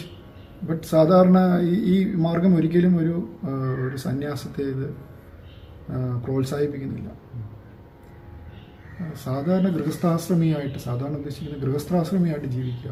God is not a fool to create to success എന്നാണ് നമ്മുടെ വൺ ഓഫ് ദ ബേസിക് നമ്മുടെ ഗുരു പറയുന്നത്. ഒരു ആണിനെ മാത്രം അല്ലെങ്കിൽ പെണ്ണിനെ മാത്രം സൃഷ്ടിച്ചാൽ പോരെ. സന്തുലിതമായിട്ടുള്ള ഒരു പ്രകൃതിക്ക് അല്ലെങ്കിൽ ജീവിതത്തിന് രണ്ടും ആവശ്യമാണ്. ഫെമിനൈൻ കൺസെപ്റ്റും ഒരു മെയിൽ കൺസെപ്റ്റും ആവശ്യമാണ്. രണ്ട് എങ്ങനെ സന്തുലിതമായിട്ട് കൊണ്ടുപോകുന്നു നമ്മുടെ അർദ്ധനാരീശ്വര സങ്കല്പം തന്നെയാണ്. രണ്ടിൻ്റെയും ഒരു സന്തുലിതാവസ്ഥയാണ് നമ്മൾ ഉദ്ദേശിക്കുന്നത്. എന്തിൻ്റെയും ഒരു സന്തുലിതാവസ്ഥ, നമ്മൾ ചെയ്യുന്ന എന്തിൻ്റെയും ഒരു സന്തുലിതാവസ്ഥയാണ് ഉദ്ദേശിക്കുന്നത്. അപ്പോൾ അവിടെ തീവ്രമായ പ്രണയം കാണും, തീവ്രമായ ഭക്തി ഉണ്ടാവും, തീവ്രമായ വിസ്ഡം, എല്ലാറ്റിൻ്റെയും ഒരു ഉന്നതമായൊരവസ്ഥ. ഓഫ് യോഗ എന്ന് പറയുന്നത് എന്തിൻ്റെയും അതിൻ്റെ തീവ്രതയിലോട്ട് എത്തിക്കാൻ യോഗ സഹായിക്കും എന്നുള്ളതാണ്. യോഗ എന്ന് ഉദ്ദേശിക്കുന്നത് നമ്മളിപ്പം യോഗ തന്നെ ആളുകൾക്ക് യോഗ എന്ന് പറയുമ്പോൾ തന്നെ ആളുകൾ ഇപ്പോഴും കൈയും കാലും മടക്കുക, എക്സസൈസിലോട്ട് മാത്രം മാറിയിരിക്കുന്ന ഒരവസ്ഥയോട്ട് മാറി. യഥാർത്ഥത്തിൽ ഹതയോഗ എന്ന് പറയുന്നത് ഒരു 10% ഓഫ് ദ ടോട്ടൽ യോഗയിൽ ഒരു 10% മാത്രമാണ്, ശാരീരികമായിട്ടുള്ള ഒരു ഇത് മാത്രമാണ്. അതിന് വേറെ എന്തൊക്കെ വൈകാരികമായിട്ടും മാനസികമായിട്ടും ആധ്യാത്മികമായിട്ടും ഉള്ള ഒരു കൺസെപ്റ്റിലോട്ട് ആളുകൾ, വളരെ കുറച്ച് ആൾക്കാർക്ക് ആ ലെവലിലോട്ട് പോകുന്നുള്ളൂ. അപ്പം എന്തിൻ്റെയും ഒരു പെർഫെക്റ്റ് സ്റ്റേറ്റിലോട്ട് എത്താൻ യോഗ നമ്മളെ സഹായിക്കും. അപ്പം അതിന് ഏതെങ്കിലും ഒന്നും പോലെ എല്ലാറ്റിൻ്റെയും ഒരു മിശ്രിതം ആവശ്യമാണ്. നമുക്ക് നോളജ് ആദ്യം നമ്മൾ അക്വയർ ചെയ്യണം, അതിൽ നിന്ന് വിസ്ഡം നമ്മൾ ക്രിയേറ്റ് ചെയ്യണം. ജീവിതത്തിലായ നമ്മൾ ഗാർഹികമായിട്ടുള്ള വീട്ടിലുള്ള റെസ്പോൺസിബിലിറ്റീസ്, സമൂഹത്തിനുള്ള റെസ്പോൺസിബിലിറ്റീസ്, ഓഫീസിലുള്ള റെസ്പോൺസിബിലിറ്റീസ് ഒക്കെ നമ്മൾ ചെയ്യുകയും അതിലൂടെ കിട്ടുന്ന എക്സ്പീരിയൻസ് നമ്മളെ വീണ്ടും ഹയർ സ്റ്റേറ്റിലോട്ട് എത്താൻ സഹായിക്കും. അവർ ഏറ്റവും ഞാൻ ഇവിടെ എവിടെയൊക്കെ ഇട്ടു വെറുതെ ഇരിക്കുന്ന അങ്ങനെ ഒന്നും ഒരു കർമ്മബലം ഉണ്ടായിരിക്കുന്നത് വെറുതെ ഇരുന്നാൽ പോലെ. അപ്പം കർമ്മങ്ങൾ ചെയ്യുകയും അതിലൂടെ നമുക്ക് കിട്ടുന്ന ആർജിക്കുന്ന എക്സ്പീരിയൻസസ് നമ്മളെ മുന്നോട്ട് കൊണ്ടുപോകാൻ സഹായിക്കും. അപ്പോൾ കർമ്മത്തിന് വളരെയധികം പ്രാധാന്യമാണ്.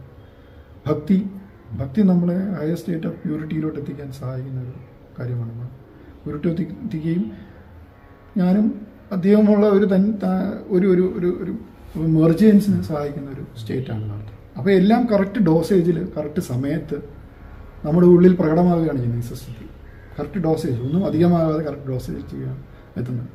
അവസാനം ഫീലിംഗ് ഓഫ് ടോട്ടൽ ഇൻസിഗ്നിഫിക്കൻസ് നമ്മൾ ക്രിയേറ്റ് ചെയ്യപ്പെടണം.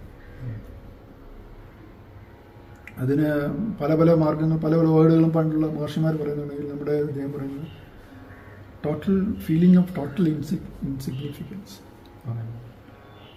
ആ സ്റ്റേജിലോട്ട് എത്തുമ്പോൾ നമ്മൾ ഇതെല്ലാത്തിൻ്റെയും ഒരു ആകത്തുകയാണ് നമ്മളെ ഇതിലോട്ട് നയിക്കുന്നത്. നോട്ട് ഒള്ളി ഭക്തിമാർഗം മാത്രമല്ല, അല്ലെങ്കിൽ കർമ്മമാർഗം മാത്രമല്ല, ഇൻഡിവിജ്വലായിട്ട് ഇതെല്ലാം വളരെ നല്ലതാണ്. പക്ഷെ ഇതിൻ്റെ ഒരു സിന്തസിസ് നമ്മളെ കൂടുതൽ നമ്മളെ ഉയർത്താൻ സഹായിക്കും. മൂന്നിൻ്റെയും ഒരു മിശ്രിതമാണ് നമ്മുടെ സഹജമാർഗം എന്ന് പറയുന്നത്. നേരത്തെ അങ്ങ് സൂചിപ്പിച്ചു, നമ്മുടെ ഋഷിമാർ പല മെത്തേഡ്സ് നമുക്ക് വേണ്ടി നൽകിയിട്ടുണ്ട് അവരുടെ എക്സ്പീരിയൻസിലൂടെ. അപ്പം അങ്ങനെ പല ബിംബങ്ങളെ ആയിക്കോട്ടെ, പല ആശയങ്ങളെ അവർ നൽകിയിട്ടുണ്ട്, കഥകളുടെ രൂപത്തിലായിരുന്നാലും. അങ്ങനെ നോക്കുമ്പോൾ അത് ഈ ഒരു ഹേർട്ട്ഫുൾനെസ്സുമായിട്ട് കണക്ട് ചെയ്യാൻ പറ്റുന്ന ഒരു ബന്ധമാണ് രാധാകൃഷ്ണ ബന്ധം. അത് പൂർണ്ണമായിട്ടും ആ ഹൃദയത്തിൻ്റെ ഒരു ബന്ധമാണ്. അങ്ങയുടെ കാഴ്ചപ്പാടിൽ രാധ എന്താണ്, ഏത് രീതിയിലാണ് അങ്ങ് കാണുന്നത് രാധ എന്ന് പറയുന്ന ആ ഒരു സങ്കല്പം? സന്തോഷം ഈ ചോദ്യം ചോദിച്ചത്. രാധ രാധ എന്നാണ് നമ്മൾ പറയുന്നത്. ഹയസ്റ്റ് സ്റ്റേറ്റ് ഓഫ് മെർജിയൻസ് നേടിയ ഒരു അഭ്യാസിയാണ് യഥാർത്ഥത്തിൽ. ഇൻഫാക്ട് നമ്മുടെ ഗുരു എപ്പോഴും പറയുന്ന ഒരു കഥയുണ്ട്. ഭഗവാൻ കൃഷ്ണൻ മധുരയിലോട്ട് പോകുമ്പോൾ എല്ലാവരോടും യാത്ര പറഞ്ഞു പോയി കഴിഞ്ഞ് രാധ സഹിക്കാൻ പറ്റുന്നില്ല അദ്ദേഹത്തിൻ്റെ വിരഹം. അപ്പോൾ സദാസമയവും കൃഷ്ണ കൃഷ്ണ കൃഷ്ണ കൃഷ്ണ എന്ന് പറഞ്ഞ് അദ്ദേഹം പറഞ്ഞുകൊണ്ടേയിരിക്കുകയാണ്. കുറേ കഴിഞ്ഞപ്പോൾ അവരുടെ പേര് തന്നെ പറഞ്ഞു തുടങ്ങി, രാധ രാധ രാധ രാധ. ആലോചിച്ചു, ഞാൻ എൻ്റെ തന്നെ പേര് പറഞ്ഞുകൊണ്ടിരിക്കുന്ന ഒരവസ്ഥ. ആളുകൾ മറ്റുള്ളവർ വിചാരിക്കും എനിക്കെന്തോ പ്രശ്നമാണെന്ന് വിചാരിക്കില്ല. റീച്ച് ആ ഒരു ലെവലിലോട്ടെത്തി. There is no difference between him and Krishna and Radha. ആ ലെവൽ ഓഫ് മെർജിയൻസ് ആണ് വിത്ത് അൾട്ടിമേറ്റ്. ആ ഒരു സ്റ്റേറ്റാണ് ഭഗവാൻ അവർക്ക് കൊടുത്തത്. ബിക്കോസ് ഓഫ് ഭക്തി, പ്യുവർ ഭക്തി, ഒന്നും തിരിച്ചു പ്രതീക്ഷിക്കാത്ത. രാധയുടെ കഥകൾ ഞാൻ പറയേണ്ട ആവശ്യമില്ല, എല്ലാവർക്കും അറിയാവുന്നതാണ്. ആ ഒരു സ്റ്റേറ്റ് എത്തുക എന്ന് പറയുന്നത് അത്രയും തീവ്രമായിട്ടുള്ള ഒരു പ്രണയം ഉള്ളിലുള്ളതുകൊണ്ടാണ്. താങ്കൾ നേരത്തെ പറഞ്ഞുള്ള പ്രണയം, അതെന്ത് പ്രണയം, അദ്ദേഹത്തിൻ്റെ ശരീരത്തെയാണോ അവർ പ്രണയിച്ചതെന്ന് ചോദിച്ചാൽ നമുക്ക് ഒരിക്കലും ആണെന്ന് പറയാൻ പറ്റില്ല. കൃഷ്ണൻ എന്ന സത്വത്തെ അവർ പ്രണയിച്ചു. ഏത് രീതിയിലാണ് പ്രണയിച്ചെന്നൊക്കെ കവിമാർ പലതും എഴുതിയിട്ടുണ്ടെങ്കിൽ നമുക്കറിഞ്ഞുകൂടാ. അവർ ഹസ്ബൻഡായിട്ടാണോ, അല്ലെങ്കിൽ പ്രിയ സഖിയാനായിട്ടാണോ, കൂട്ടുകാരനായിട്ടാണോ, അത് തൻ്റെ സർവ്വവുമായിട്ടാണോ, ഏത് രീതിയിലാണ് കണ്ടതെന്നും നമുക്കറിഞ്ഞില്ല. നമുക്ക് മറ്റുള്ളവർ പറഞ്ഞ കഥകളിലേക്ക് മാത്രമേ അറിയാവുള്ളൂ. പക്ഷെ ഒരു കാര്യം ശരിയാണ്, അവർ ഹയസ്റ്റ് ലെവൽ ഓഫ് ഭഗവാനിൽ മർജ് ചെയ്ത ഒരു ആത്മാവാണ്. എപ്പോഴും നമ്മൾ ഷീ പ്രൊസീഡ്, പല നോർത്തേൺ ഇന്ത്യയിലും രാധേ രാധേ എന്നാണ് പറയുന്നത്. അങ്ങോട്ടും ഇങ്ങോട്ടും അവർ സംബോധന ചെയ്യുന്നത് രാധേ രാധേ എന്നാണ്, താങ്കൾക്കറിയാവുന്നതാണ്. അപ്പോൾ ആ level of identity with almighty, ഈശ്വരനുമായിട്ട് അത്രയധികം ഐഡൻറ്റിറ്റി ചെയ്യാൻ അവർക്ക് സാധിച്ചു. അപ്പോൾ അവരുടെ ലെവൽ ഓഫ് സാധന ഒന്ന് ആലോചിച്ചു കൊടുക്കും. നമുക്ക് ചിന്തിക്കാവുന്നതിലും അപ്പുറമാണ് ലെവൽ ഓഫ് ഇത്. വളരെയധികം ഇമ്പോർട്ടൻ്റ് ആണ് അവരുടെ ഈ രീതിയിൽ. അത് one of the method of which is നമ്മുടെ സിസ്റ്റത്തിൽ വളരെയധികം ക്ലോസ്ലി റിലേറ്റഡ് ആണ് ശ്രീരാധയും ശ്രീകൃഷ്ണനും അവരുടെ ആശയങ്ങളും എല്ലാം. അപ്പം ആധ്യാത്മിക എന്താ പറയുന്നത്, ചരിത്രത്തിൽ ഒരു പാരലുമില്ലാത്ത ഒരു വ്യക്തിത്വമാണ് അവരുടെ. അതിനെക്കുറിച്ച് അവരുടെ അപ്രോച്ച് എന്തായിരുന്നെന്നോ ഒന്നും നമുക്ക് ചിന്തിക്കാനോ ഊഹിക്കാനോ പോലും പറ്റില്ല. അത്രത്തോളം അവർ ഡിവിനിറ്റി ആയിട്ട് മർജ് ചെയ്യും. അവർ ജീവിച്ചിരിക്കുമ്പോൾ തന്നെ മർജ് ചെയ്യും. ഉന്നതമായിട്ടുള്ളൊരു അവസ്ഥയിലോട്ട് എത്തിച്ചു. അപ്പോൾ നമ്മളത് ഡിസ്ക്രൈബ് ചെയ്യാൻ പോകാനോ അല്ലെങ്കിൽ അതിനെക്കുറിച്ച് സംവാദം ചെയ്യാനോ ഒക്കെ ഉള്ള ഒരു ലെവൽ ഓഫ് അണ്ടർസ്റ്റാൻഡിങ് നമുക്ക് കൊണ്ടുവന്ന് പോലും നമുക്ക് അറിഞ്ഞൂടാ. അത്രയും ഒരു ഉന്നതമായ ആധ്യാത്മിക ഒരു അവസ്ഥ നേടിയ ഒരു ആത്മാവാണ്. മാത്രമേ എനിക്ക് പറയാനുള്ളൂ. ജി, സ്പിരിച്വൽ ഹേർട്ട് അതിനെ എങ്ങനെ ഡിഫൈൻ ചെയ്യാൻ സാധിക്കും? ഇതും ഞാൻ ആദ്യം പറഞ്ഞ പോലെ ഒരു പ്രാക്ടീസിൻ്റെ ആദ്യം നമുക്ക് പ്രാക്ടീസ് ചെയ്യാൻ വരുമ്പോൾ അവർക്ക് നമ്മൾ പറയുന്ന ഹൃദയം നമ്മുടെ ഫിസിക്കൽ ഹൃദയമാണ്. ഹൃദയത്തിൽ നിന്ന് സ്റ്റാർട്ട് ചെയ്യാൻ ഉദ്ദേശിക്കുന്നത് നമ്മുടെ ഫിസിക്കൽ ഹൃദയമാണ്. ഒരു സ്റ്റേജ് എത്തുമ്പോൾ നമ്മുടെ ശരീരം മുഴുവൻ ഹൃദയമാണെന്നുള്ള ഒരു കൺസെപ്റ്റിലോട്ട് എത്തും. കുറെ കൂടി പോകുമ്പോൾ യൂണിവേഴ്സ് മുഴുവൻ ഒരു ഹൃദയമാണ്. ഹൃദയം ഇങ്ങനെ എക്സ്പാൻഡ് ചെയ്തുകൊണ്ടേയിരിക്കുകയാണ്. അതൊരു ഫിസിക്കൽ ഒബ്ജക്റ്റ് അല്ല ഹൃദയം എന്ന് പറയുന്നത്. നമ്മുടെ ബോധത്തിൻ്റെ വികസനത്തിനനുസരിച്ച് നമ്മുടെ ഹൃദയവും വികസിച്ചുകൊണ്ടേയിരിക്കുകയാണ് ചെയ്യുന്നത്. Spiritual heart is something which includes everything. ലോകത്തുള്ള എല്ലാ ചരാചരങ്ങളും ഉൾപ്പെട്ട ഒരു അവസ്ഥയാണ് സ്പിരിച്വൽ ഹാർട്ട് എന്ന് പറയുന്നത്. അത് നമ്മൾ തുടങ്ങുന്നത് നമ്മുടെ ഹൃദയത്തിൽ നിന്നാണെങ്കിലും നമ്മുടെ സ്വന്തം അവനവൻ്റെ ഹൃദയത്തിൽ നിന്നാണെങ്കിലും ആ ഹൃദയം എക്സ്പാൻഡ് ചെയ്ത് നമ്മുടെ തന്നെ പൂർണ്ണമായ ബോധത്തിലോട്ട് അത് വളരുകയും മറ്റുള്ളവരുടെ ഹൃദയം എല്ലാം അതിൽ ഉൾപ്പെടുകയും അങ്ങനെ ഒരു വളരെ ഒരു എന്താ പറയുക എല്ലാം എൻകംപോസായ എല്ലാം ഉൾപ്പെട്ട ഒരു വലിയൊരു എന്താ പറയുന്നത് പറയാൻ വേണ്ടി വാക്കുകളില്ല ഒരു കാര്യമാണ് സ്പിരിച്വൽ ഹൃദയം എന്ന് പറയുന്നത്. എന്തുകൊണ്ടാണ് എല്ലാവരും സഹോദരി സഹോദരന്മാർ എന്ന് പറയുന്നത്? എല്ലാവരും കണക്റ്റഡാണ്. എല്ലാവരും എൻ്റെ ഉള്ളിലുള്ള ആളാണ്, എൻ്റെ ഒരു പാർട്ടാണ്. ഹൃദയം വികസിക്കും തോറും നമ്മുടെ ബോധത്തിൽ എല്ലാം ഉൾപ്പെട്ടതായിട്ട് നമുക്ക് തോന്നും. Spiritual heart is something which includes everything in this universe. അത് നമ്മൾ ആദ്യമേ ഒരു വ്യക്തിയോട് പറഞ്ഞാൽ വ്യക്തി കൺഫ്യൂസ്ഡ് ആവും. അപ്പോൾ അത് ഇറ്റ്സ് അഗെയിൻ എ പാർട്ട് ഓരോരുത്തരുടെ ഇൻഡിവിജ്വൽ ആയിട്ടുള്ള എക്സ്പീരിയൻസ് ആണ്. അപ്പോൾ ഞാൻ വേറെ താങ്കൾ വേറെ എന്ന് എൻ്റെ ഹൃദയത്തിൽ എനിക്ക് തോന്നുകയാണെങ്കിൽ ദാറ്റ് മീൻസ് എൻ്റെ ഹൃദയം താങ്കൾ ഇതുവരെ വികസിച്ചിട്ടുള്ളൂ എന്നുള്ള ഒരു ബൗണ്ടറി ക്രിയേറ്റ് ചെയ്യണം. Limitless thing is spiritual heart എന്നാണ് നമ്മുടെ എക്സ്പീരിയൻസ് നമ്മളെ തെളിയിക്കണം. അതും നമ്മൾ എന്താ പറയുന്നത് അതും നമ്മുടെ ഒരു പോകുന്ന നമ്മുടെ ഈ യാത്രയിൽ നമുക്ക് ആ ഒരു എക്സ്പീരിയൻസ് നമ്മൾക്ക് തരും, നമുക്ക് കിട്ടും എന്നുള്ളതാണ് നമ്മുടെ എക്സ്പീരിയൻസ്.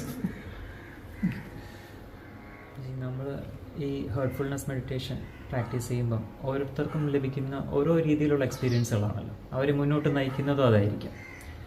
അങ്ങയുടെ ഈ ഒരു ഇത്രയും നാളത്തെ ജീവിതത്തിനിടയിലുള്ള ആ ഒരു സാധന ലൈഫിൽ നിന്ന് അങ്ങേക്ക് ഏറ്റവും ഓർക്കാൻ പറ്റുന്ന രീതിയിലുള്ള ഇൻഫ്ലുവൻസ് ചെയ്ത ഒരു എക്സ്പീരിയൻസിനെ കുറിച്ചൊന്ന് പറയാമോ?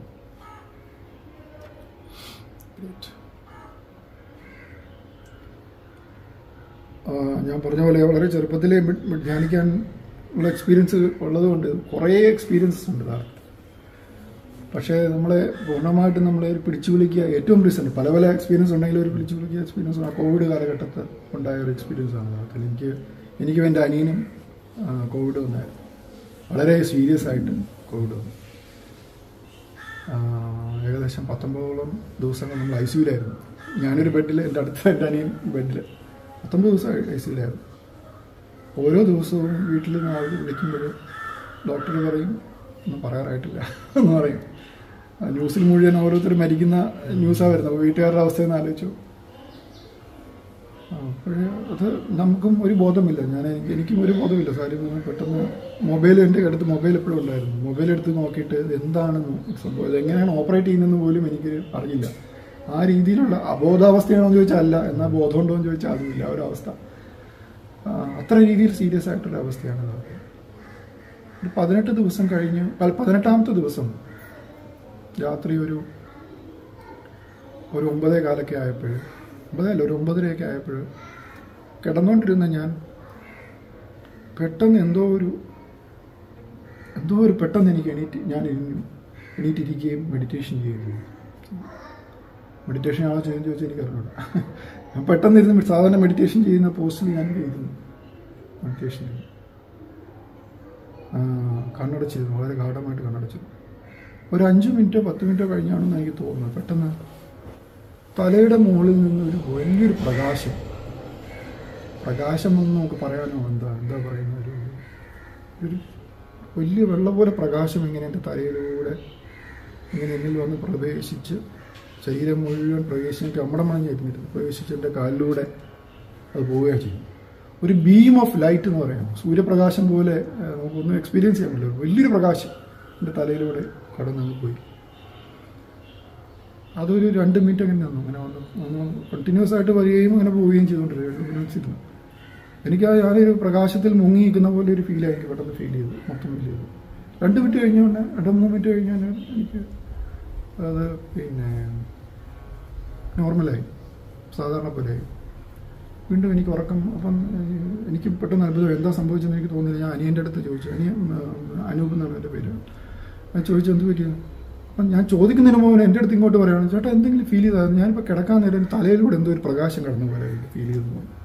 എൻ്റെ അടുത്ത് ഇങ്ങോട്ട് ചോദിച്ചു. ഞാൻ ചോദിക്കുന്നതിന് പറയുന്നതിന് വരാം ഇങ്ങോട്ട് ചോദിച്ചു. ഞാൻ എനിക്കും അത് ഫീൽ ചെയ്തു കേട്ടോ, എന്താണ് സംഭവം എന്ന് പറഞ്ഞിട്ടാന്ന് പറഞ്ഞു. നമ്മൾ രണ്ടും കിടന്ന് ഉറങ്ങി. വേറെ ചെയ്യാനില്ലല്ലോ ആ സമയത്ത്, കിടന്ന് ഉറങ്ങി. അടുത്ത ദിവസം രാവിലെ അച്ഛൻ വിളിച്ചപ്പോഴാണ് അറിയുന്നത്, ഈ രാത്രി 9:30 ആയപ്പോഴേ എൻ്റെ ഗുരു അച്ഛനെ വിളിച്ചിരിക്കുന്നു. രാത്രി ഈ സമയത്ത്, അതായത് സമയത്താണ് സമയം അദ്ദേഹം പറയും. പിന്നെ അദ്ദേഹം ഹൈദരാബാദിലാണുള്ളത്. ആ സമയത്ത് വിളിച്ചു, ഫോൺ അച്ഛനെ വിളിച്ചിട്ട് ചോദിച്ചു, ഇങ്ങനെ അനിലിന് എങ്ങനെയുണ്ട്, പുള്ളിയുടെ ഹെൽത്തിൽ നമുക്ക് എനിക്ക് കൺസേൺ ഉണ്ട് എന്നൊക്കെ രീതിയിൽ സംസാരിച്ചു. അതേ സമയത്താണ് ഇത് നടക്കുന്നത് ചോദിച്ചു. അച്ഛൻ പറഞ്ഞു, അത്ഭുതമായ ദിവസം എന്ന് പറഞ്ഞാൽ 18 ദിവസം വരെ എല്ലാ ദിവസവും രാവിലെ ഡോക്ടേഴ്സ് വന്നിട്ട് പറയും ഡിസ്ചാർജ് ചെയ്യാമെന്ന് പറയാറായിട്ടില്ല. 19ാമത്തെ ദിവസം രാവിലെ വന്നിട്ട് പറയുകയാണ് നാളെ നിങ്ങൾക്ക് ഡിസ്ചാർജ് ആയിക്കോട്ടെ, വേറെ എല്ലാ പാരാമീറ്റേഴ്സും കറക്റ്റാണ്, നാളെ നമുക്ക് പോകാം എന്ന് പറയുകയാണ് ചെയ്യുന്നത്. ഇതിനെ നമ്മൾ എങ്ങനെ ഡിസ്ക്രൈബ് ചെയ്യും? നമുക്ക് ഡിസ്ക്രൈബ് ചെയ്യാൻ വാക്കുകളില്ല. എനിക്ക് ഫീൽ ചെയ്ത് നമ്മൾ ഒരു കാലം അപ്പുറത്ത് വെച്ചു, നമ്മൾ പോകാനുള്ള ഒരു കാലപ്പുറത്ത് വെച്ചു, തിരിച്ചിങ്ങോട്ട് എടുത്ത് വെച്ചു, പിടിച്ചിങ്ങോട്ട് തള്ളിയിട്ടു എന്നുള്ളതാണ് എനിക്ക് എൻ്റെ ഒരു ഫീലിംഗ് യഥാർത്ഥത്തിൽ. അതാണ് one of the definition of Guru is who give life. So that is the latest എൻ്റെ എക്സ്പീരിയൻസ് എന്ന് പറയാം. ഹേർട്ട്ഫുൾനെസ് സംഘടനയുടെ പ്രവർത്തനങ്ങളെ പറ്റി ഒന്ന് വിശദീകരിക്കാം.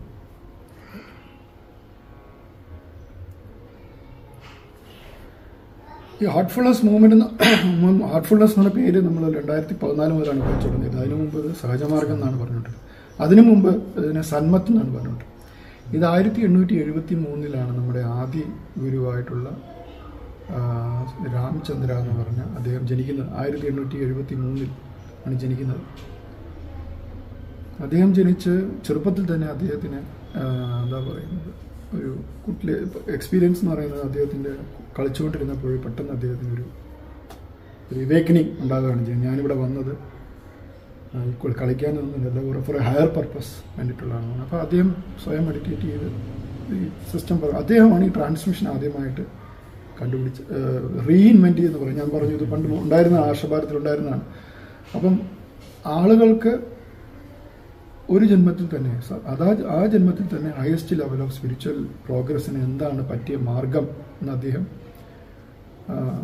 ആലോചിച്ചു.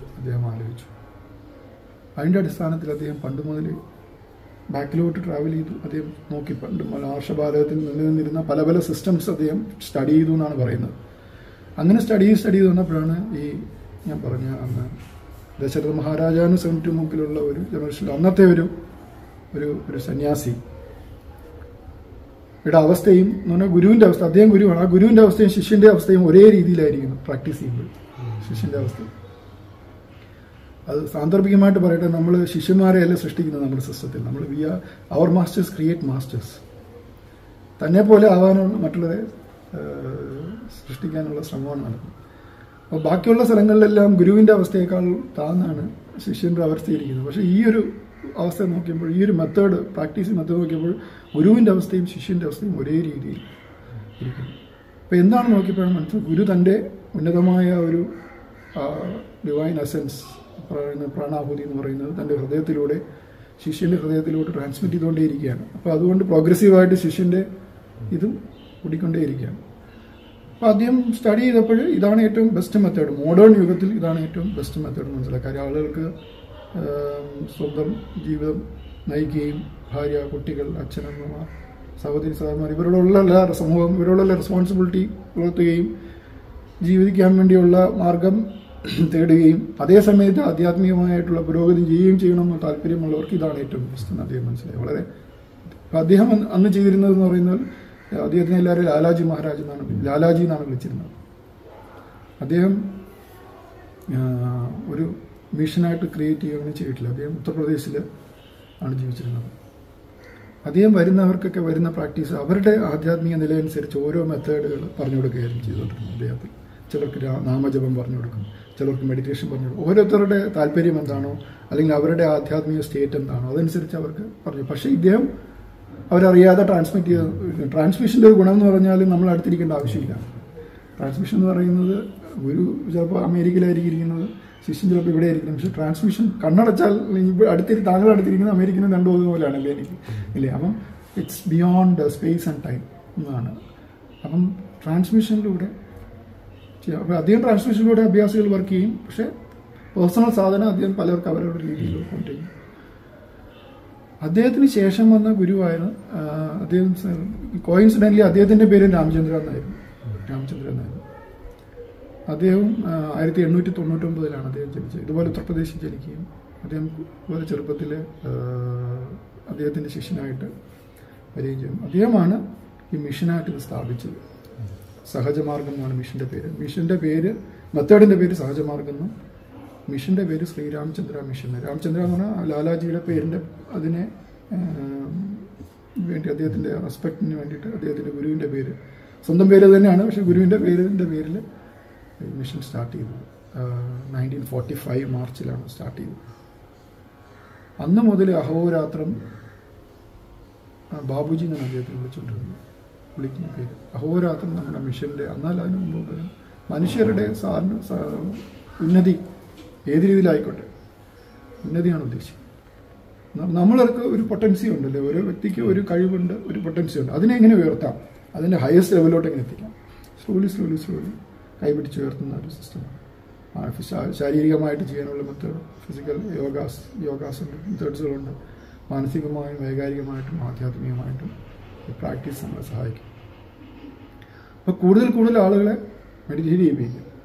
ഒരു പ്രാവശ്യം മെഡിറ്റേറ്റ് ചെയ്ത് അതിൻ്റെ സ്വാദറിഞ്ഞവർ ഒരിക്കലും വീണ്ടും ചെയ്യാൻ അവർ ഇന്നല്ലെങ്കിൽ നാളെ അവർ പ്രേരിതരാവുകയും ചെയ്യും. കാരണം ഹൃദയം അത് ഈ പ്രാണാഹുതി എന്ന് പറയുന്നത്, പ്രാണസ്യ പ്രാണ എന്ന് പറയുന്നത് ഉള്ളിൻ്റെ ഉള്ളിലുള്ള നമ്മുടെ ആ പ്രാണൻ ആ ട്രാൻസ്മിഷൻ ഒരിക്കൽ കിട്ടിക്കഴിഞ്ഞാൽ അത് പിന്നെ അത് വിടില്ല. അത് നമ്മളെ കുറച്ച് ഇത് നമുക്കിപ്പോൾ കാണിക്കുന്ന എല്ലാ വികാരങ്ങളും അതിൻ്റെ എല്ലാ എന്താ പറയുന്ന അസംതൃപ്തി എല്ലാം യഥാർത്ഥത്തിൽ നമ്മുടെ ആത്മാവിൻ്റെ അസംതൃപ്തിയാണ്. തൻ്റെ ഉദ്ദേശം, താൻ വന്ന ഉദ്ദേശം നടക്കാവാത്ത കൊണ്ടുള്ള അസംതൃപ്തിയാണ് വേറെ രീതിയിലൊക്കെ പ്രകടമാകുന്നത്. നമ്മുടെ ഫിസിക്കലായിട്ട് പ്രകടമാക്കുന്നത് നമ്മൾ വേറെ രീതിയിലൊക്കെയാണ് പ്രകടമാക്കുന്നത്, അതിൻ്റെ സന്തോഷമില്ലായ്മ. അപ്പം തനിക്ക് കിട്ടിയ ഈ പൊട്ടൻസിയെ ഉയർത്താൻ പറ്റിയ ആ ഒരു ആത്മാവിൻ്റെ ആ ഇത് ഒരിക്കൽ കിട്ടിയാൽ വീണ്ടും ചെയ്യാനുള്ള ഒരു പ്രാണാഹുതിയുടെ ഒരു കൺസെപ്റ്റ് വർക്ക് ചെയ്യുന്നത് അങ്ങനെയാണ്. അപ്പോൾ അന്ന് മുതലേ ആളുകളിൽ ഇങ്ങനെ പറഞ്ഞു കൊടുക്കുകയാണ്. ആദ്യം വളരെ ക്ലിയറാണ്, ഇത് കംപ്ലീറ്റ്ലി ഫ്രീ ആയിട്ടാണ് ഇത് എല്ലാവർക്കും പറഞ്ഞു കൊടുക്കുന്നത്. ഹാർട്ട്ഫുൾനെസ് സഹജമാർഗം എന്ന് പറയുന്നത്. പലരും ചോദിച്ചിട്ടുണ്ട് എന്തുകൊണ്ട് അങ്ങനെ പൈസ വാങ്ങിക്കുന്നില്ല എന്നുള്ളത്. അപ്പോൾ അദ്ദേഹം പറഞ്ഞ വാക്കെന്ന് പറഞ്ഞാൽ ബ്രഹ്മവിദ്യ ഒരിക്കലും ഒരു വിൽപ്പന ചരക്കല്ല. അങ്ങനെ ഒരു ബ്രഹ്മവിദ്യക്ക് ഒരു പ്രൈസ് ഇടാമെങ്കിൽ അത് ബ്രഹ്മവിദ്യ ആകുമോ എന്നാണ് തിരിച്ചു ചോദിക്കുന്നത്. അപ്പോൾ അതൊരിക്കലും, അതുകൊണ്ട് തന്നെ മിഷൻ്റെ പ്രോഗ്രസ് വളരെയധികം സ്ലോ ആയിരുന്നു. അപ്പം നമുക്ക് വലിയ പരസ്യങ്ങളോ അല്ലെങ്കിൽ വലിയ അങ്ങനെയുള്ള യാതൊരു ആഡംബരങ്ങളോ ഒന്നുമില്ല. ഒരു ആധ്യാത്മിക സാധകൻ ഇതുപോലുള്ള എന്നെ പോലുള്ള ട്രെയിനറിന് മുന്നിൽ വരുമ്പോൾ നമ്മൾ പറഞ്ഞു കൊടുക്കും, എങ്ങനെയാണ് ചെയ്യുന്നത് പറഞ്ഞു കൊടുക്കും. അതിന് യാതൊരു രീതിയിലുള്ള പൂജാമന്ത്രങ്ങളെല്ലാം എക്സ്റ്റേണൽ ആയിട്ടുള്ള യാതൊന്നുമില്ല. ഇറ്റ്സ് ഓൺലി ഒരു ഇന്റേണൽ പ്രോസസ്. ഗ്ലാമർ ഇല്ല, അതുകൊണ്ട് തന്നെ മനസ്സിലായി. അപ്പോൾ അതുകൊണ്ട് എൻ്റെ പ്രോഗ്രസ് വളരെയധികം. പിന്നെ കുറേ വർഷങ്ങളായിട്ട് നമ്മൾ ഇങ്ങോട്ട് വരുന്നവർ മാത്രമേ പറഞ്ഞു കൊടുത്തുകൊണ്ടിരുന്നു. പല രീതിയിലും എന്താ പറയുന്നത്, ഇതറിഞ്ഞ് യഥാർത്ഥത്തിൽ ആധ്യാത്മിക സാധനം മുന്നേറണമെന്ന് താല്പര്യമുള്ളവർ എങ്ങനെയെങ്കിലും ഇതറിയും, പ്രകൃതി അതിന് വഴി കൊടുക്കും എന്നുള്ളതാണ് നമ്മുടെ ഒരു കൺസെപ്റ്റ്. ഇതിൽ വരികയും നമ്മളത് പറഞ്ഞു കൊടുക്കുകയും അതിനുള്ളൊരു കാര്യം പോവുകയും ചെയ്യുന്നു. 2014 നമ്മുടെ ഇപ്പോഴത്തെ നമ്മുടെ ഗൈഡായിട്ടുള്ള ശ്രീ കമലേഷ് പട്ടേൽ, അദ്ദേഹം ആണ് ഇപ്പോഴത്തെ നമ്മുടെ ഗ്ലോബൽ ഗൈഡ്. ഹൈദരാബാദിലാണ് നമ്മുടെ അതിൻ്റെ ആസ്ഥാനം. അദ്ദേഹമാണ് ഇപ്പോഴത്തെ ജനങ്ങളുടെ മൊത്തം ലോകത്തിൻ്റെ ഇപ്പോഴത്തെ അപജയം കണ്ടിട്ടും ആളുകളുടെ താല്പര്യമുണ്ടെങ്കിലും ഏതാണ് മെത്തേഡെന്ന് കണ്ടുപിടിക്കാനുള്ള അവർക്ക് പറ്റുന്നില്ല. പറ്റുന്നുള്ളതുകൊണ്ട് നമ്മൾ ആളുകളിലോട്ട് ഇറങ്ങിച്ചെന്നത് അന്ന് മുതലാണ്. ആളുകളോട്ട് ഇറങ്ങിച്ചെന്നാൽ ഇതുപോലെ വലിയ വലിയ പിന്നെ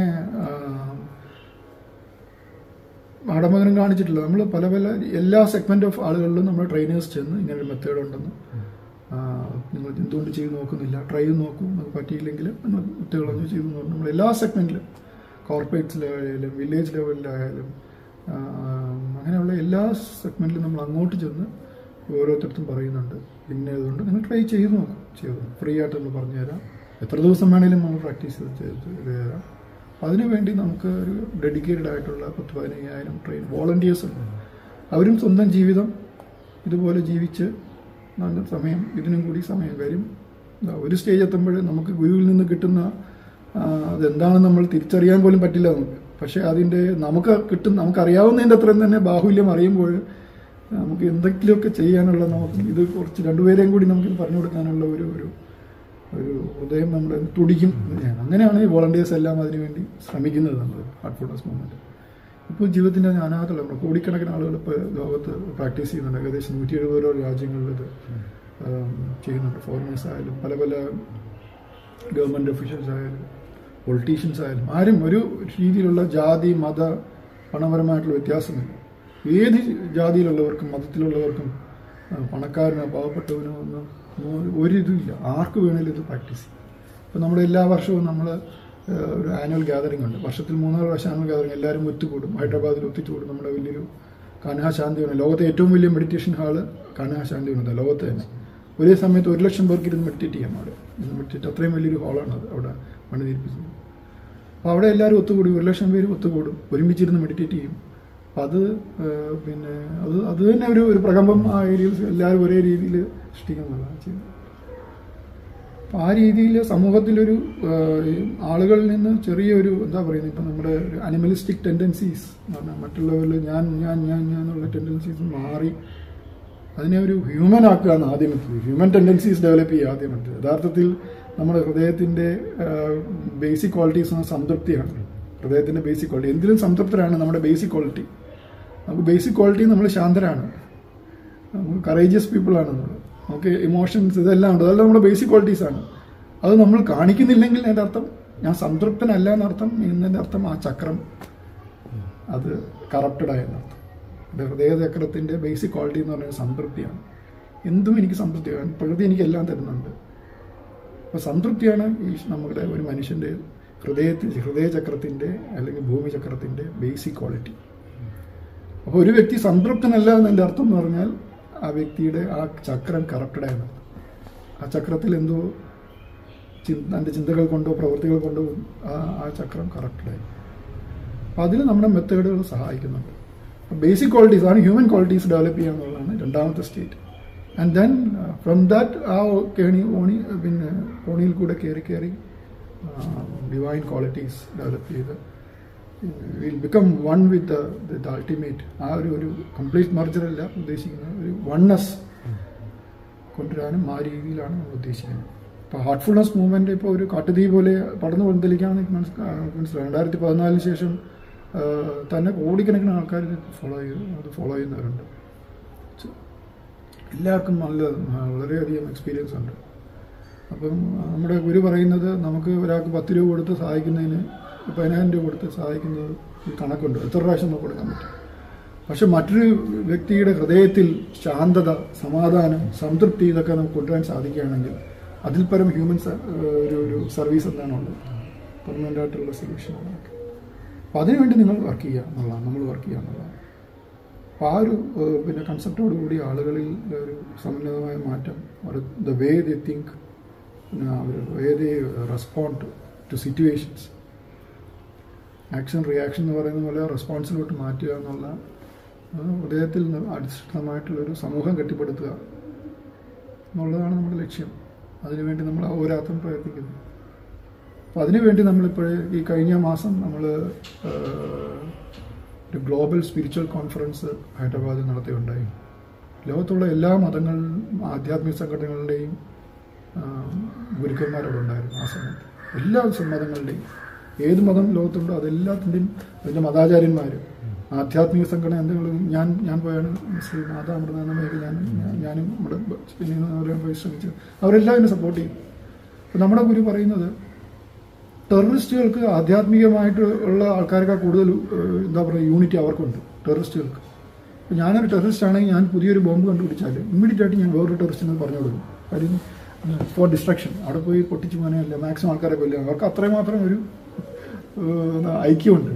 എന്നാൽ ആധ്യാത്മിക സംഘടനകൾ, ആധ്യാത്മിക ആളുകൾക്ക് ഞാനാണ് വലുത്, അല്ലെങ്കിൽ എൻ്റെ സിസ്റ്റമാണ് വലുത്, അല്ലെങ്കിൽ ഈ മാർഗത്തിലൂടെ പോകാൻ പറ്റുള്ളൂ എന്നൊക്കെയുള്ളൊരു എങ്ങനെ കുറച്ചെങ്കിലും പേർ കാണുമായിരിക്കും. അതായിരിക്കും പറയുന്നത്. അത് പാടില്ല. ആധ്യാത്മികമായിട്ടുള്ള ആളുകൾ എല്ലാം ഒത്തുനിന്ന് സമൂഹത്തിൻ്റെ ഉന്നതിക്ക് വേണ്ടി പ്രയത്നിക്കണമെന്നാണ് അദ്ദേഹം പറയുന്നത്. എങ്കിൽ മാത്രമേ ഇത് ഒരു കാറ് മാത്രം ഓടിയിട്ട് കാര്യമില്ല, ഒരു ചക്രം മാത്രം, എല്ലാ ചക്രങ്ങളും ഓടണം.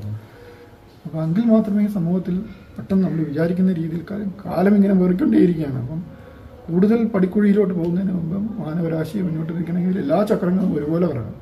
അപ്പോൾ അതിനുവേണ്ടിയാണ് ഈ ഗ്ലോബൽ കോൺഫറൻസ് നടത്തിയിരുന്നത്. വളരെയധികം നല്ല റെസ്പോൺസാണ് കിട്ടിയത്. എല്ലാവരും തൻ്റെ കൺസെപ്റ്റ് അങ്ങോട്ടും ഇങ്ങോട്ടും ഷെയർ ചെയ്യുക, എല്ലാറ്റിൽ നിന്നും നമുക്ക് ഉൾക്കൊള്ളുക, എന്നിട്ടും മുന്നേറുക എന്നാണ് കൺസെപ്റ്റ്.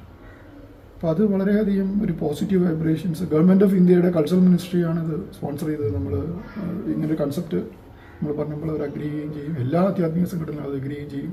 ബ്രഹ്മകുമാരീസ് തൊട്ട് ഈശായോഗ തൊട്ട് ശ്രീ രവിശങ്കറിൻ്റെ ഓർഗനൈസേഷൻ തൊട്ട് മാതാമൃതയുടെ ഓർഗനൈസേഷൻ, നെയിം എനിത്തിങ് എല്ലാവരും ഉണ്ടായിരുന്നു ആ ഓർഗനൈസേഷൻ. അവർക്ക് ക്രിസ്ത്യൻസിൻ്റെ വലിയ കർദിനാൾസ്, മുസ്ലിംസിൻ്റെ വലിയ അവരുടെ ആധ്യാത്മിക സംഘടനകളിലെ ആൾക്കാർ, വളരെ വലിയൊരു വിപുലമായിട്ടുള്ളൊരു 5 ദിവസത്തെ ഒരു സെഷനായിരുന്നു. പല ഐഡിയാസും അങ്ങോട്ടും ഇങ്ങോട്ടും ഷെയർ ചെയ്തു, പല ലേണിങ്സും അങ്ങോട്ടും ഇങ്ങോട്ടും ഷെയർ ചെയ്തു. അപ്പോൾ ഇതൊരു നല്ലൊരു ആദ്യത്തെയാണ്, ഇത് നല്ലൊരു പുതിയൊരു ഒരു കാൽവെപ്പാണ്. കൂടുതൽ അതിലോട്ട് ഇനി മുന്നേറാൻ നമ്മൾ പ്രതീക്ഷിക്കുന്നു. അങ്ങനെ ഒരു എന്താ പറയുന്നത്, ഹൃദയനിർഭരമായ ഒരു ലോകം സൃഷ്ടിക്കുക എന്നുള്ളതാണ് നമ്മുടെ ലക്ഷ്യം. അതിലോട്ട് വേണ്ടി നമ്മൾ വർക്ക് ചെയ്യും. ഒരു സാധകൻ, ഹേർട്ട്ഫുൾനെസ് പ്രാക്ടീസ് ചെയ്യുന്നൊരു സാധകൻ, അവൻ്റെ ആ ഗുരുവുമായിട്ടുള്ള കണക്ഷൻ, ആ ഒരു ബന്ധം ഒന്ന് പറയാം. എങ്ങനെയാണ് അത് കണക്ഷൻ വരുന്നത്?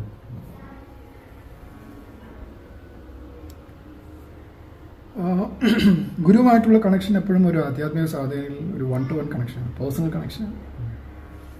ഞാനും എൻ്റെ ഗുരു, അതൊരു എന്താ പറയുന്നത്, അതൊരു സീക്രട്ട് ലവ് അഫെയറാണ്. അത് യഥാർത്ഥത്തിൽ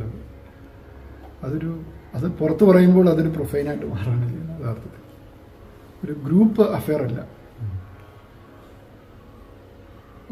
ഒരു ആധ്യാത്മിക സാധകൻ്റെ ആധ്യാത്മിക അവസ്ഥ അവനവനെ അറിയണമെങ്കിൽ തൻ്റെ ഗുരു തനിക്ക് ആരാണെന്നുള്ള അവൻ്റെ അണ്ടർസ്റ്റാൻഡിങ്ങിനെ ബേസ് ചെയ്തിട്ടാണ് ഇരിക്കുന്നത്. തുടക്കത്തിൽ ഒരു സാധകന് ഗുരു എന്ന് പറയുന്നത് വെറും കാര്യങ്ങൾ പറയുന്ന ഒരു വ്യക്തിയാണ്. കുറച്ച് കഴിയുമ്പോൾ അതിൻ്റെ വ്യാപ്തി മാത്രം മാറിക്കൊണ്ടിരിക്കും. ആസ് വി പ്രാക്ടീസ്, നമ്മൾ അദ്ദേഹം പറയുന്നത് പ്രാക്ടീസ് ചെയ്ത് വരുമ്പോൾ എന്നിലുള്ള മാറ്റങ്ങൾ, എന്നിലുള്ള ആ ക്ലെൻസിങ്, എന്നിലുള്ള മാറ്റം ഗുരു ഓൾറെഡി വളരെ ക്ലിയർ ആയിട്ട് അദ്ദേഹം എന്താണെന്ന് അറിയാം. പക്ഷെ നമുക്ക് കാണാൻ സാധിക്കുന്നില്ല. It's like mist in my glass. അപ്പം അത് ഞാൻ നോക്കുമ്പോൾ എൻ്റെ എല്ലാ പൊടികളോടുകൂടിയാണ് ഞാൻ എൻ്റെ ഗുരുവിനെ കാണുന്നത്. അതെൻ്റെ കുറ്റമാണ്. അദ്ദേഹം വളരെ പ്യൂരിറ്റിയിൽ അദ്ദേഹം അവിടെ നിൽപ്പുണ്ട്. പ്രാക്ടീസ് കൂടുതൽ ഈ എൻ്റെ കണ്ണാട കൂടുതൽ തുടയ്ക്കാൻ എന്നെ സഹായിക്കും. എൻ്റെ അഴുക്കുകൾ കൂടുതൽ കളയാൻ സാധിക്കും. കൂടുതൽ അഴുക്കുകൾ മാറുമ്പോൾ അദ്ദേഹത്തെ എനിക്ക് കുറച്ചുകൂടി ക്ലിയർ ആയിട്ട് മനസ്സിലാവും. അദ്ദേഹം ആരാണെന്നോ, അദ്ദേഹത്തിൻ്റെ എന്താണെന്നോ, അദ്ദേഹത്തിൻ്റെ ആധ്യാത്മിക അവസ്ഥ എന്താണെന്നോ ഒക്കെ ഉള്ളത് നമ്മുടെ ഗ്രോത്തിനോട്, നമ്മുടെ ആധ്യാത്മിക പുരോഗതിക്ക് it is very much equal and opposite ആണ്. ഒരു സ്റ്റേജ് എത്തുമ്പോൾ അദ്ദേഹമാണ് എല്ലാണെന്ന് തോന്നും. സർവം ബ്രഹ്മം പറയുന്ന പോലെ എല്ലാം ഗുരുവാണെന്നുള്ളൊരു പ്രോസസ്സ് എത്തും. അപ്പോൾ അത് നമുക്കൊരു ഇന്നതാണ് ഗുരു എന്ന് നമുക്കൊരിക്കലും പറയാൻ പറ്റും. അത് ഓരോ സാധകൻ്റെ ഇതനുസരിച്ചിരിക്കും. ഗുരു വെറും ഒരു വഴികാട്ടിയാണെങ്കിൽ ഞാൻ ആ രീതിയിൽ എനിക്ക് കാണാൻ പറ്റുന്നുള്ളൂ എന്നുള്ളതാണ്. അയാളെ ഒന്നും കുറ്റം പറഞ്ഞ കാര്യമില്ല. അയാളുടെ ആധ്യാത്മിക ഉയർച്ച അതനുസരിച്ചിരിക്കും. ഗുരുവിനെ നമുക്ക് കുറ്റം പറയാൻ പറ്റും? അതും പറ്റില്ല. അപ്പോൾ എൻ്റെ ആധ്യാത്മിക സാധന ഞാൻ എത്രത്തോളം നന്നായിട്ട് ചെയ്യുമ്പോൾ അതനുസരിച്ച് എൻ്റെ ഗുരു എൻ്റെ ഇതായിട്ട് മാറും. അതുകൊണ്ട് തന്നെയാണ് നമ്മുടെ മെത്തേഡ് സിസ്റ്റത്തിൽ ആദ്യമേ നമ്മൾ ഗുരുവിനെ കുറിച്ച് ഒരിക്കലും പറയുന്നില്ല. ഗുരു ഈസ് എ ഫോറിൻ പേഴ്സൺ. കുറെ കഴിയുമ്പോൾ മനസ്സിലാവും it is Guru who created this method. അദ്ദേഹമാണ് ഈ മെത്തേഡ് ക്രിയേറ്റ് ചെയ്തത്. നാളെ അദ്ദേഹം പറയും ഇതല്ല ഇതാണ് ചെയ്യേണ്ടതെന്ന് പറയുകയാണെങ്കിൽ അതാണ് നമ്മൾ ചെയ്യേണ്ടത്. കാര്യം അദ്ദേഹമാണ് സെൻട്രാലിറ്റി എന്ന് പറയുന്നത് അദ്ദേഹമാണ്. അദ്ദേഹം ഒരു മെത്തേഡ് നമുക്ക് ക്രിയേറ്റ് ചെയ്ത് തരികയാണ്. പിന്നെ ഇത് പറയുന്നതുകൊണ്ട് ഞാനത് ചെയ്യുന്നു. പുതിയൊരാൾക്ക് ആ മെത്തേഡിലാണ് അദ്ദേഹം പിടിച്ചിരുന്നത്. പുതിയൊരാൾക്ക് മെത്തേഡ് നമ്മൾ വർക്ക് ചെയ്യുന്നുണ്ട് നോക്കുകയാണ്.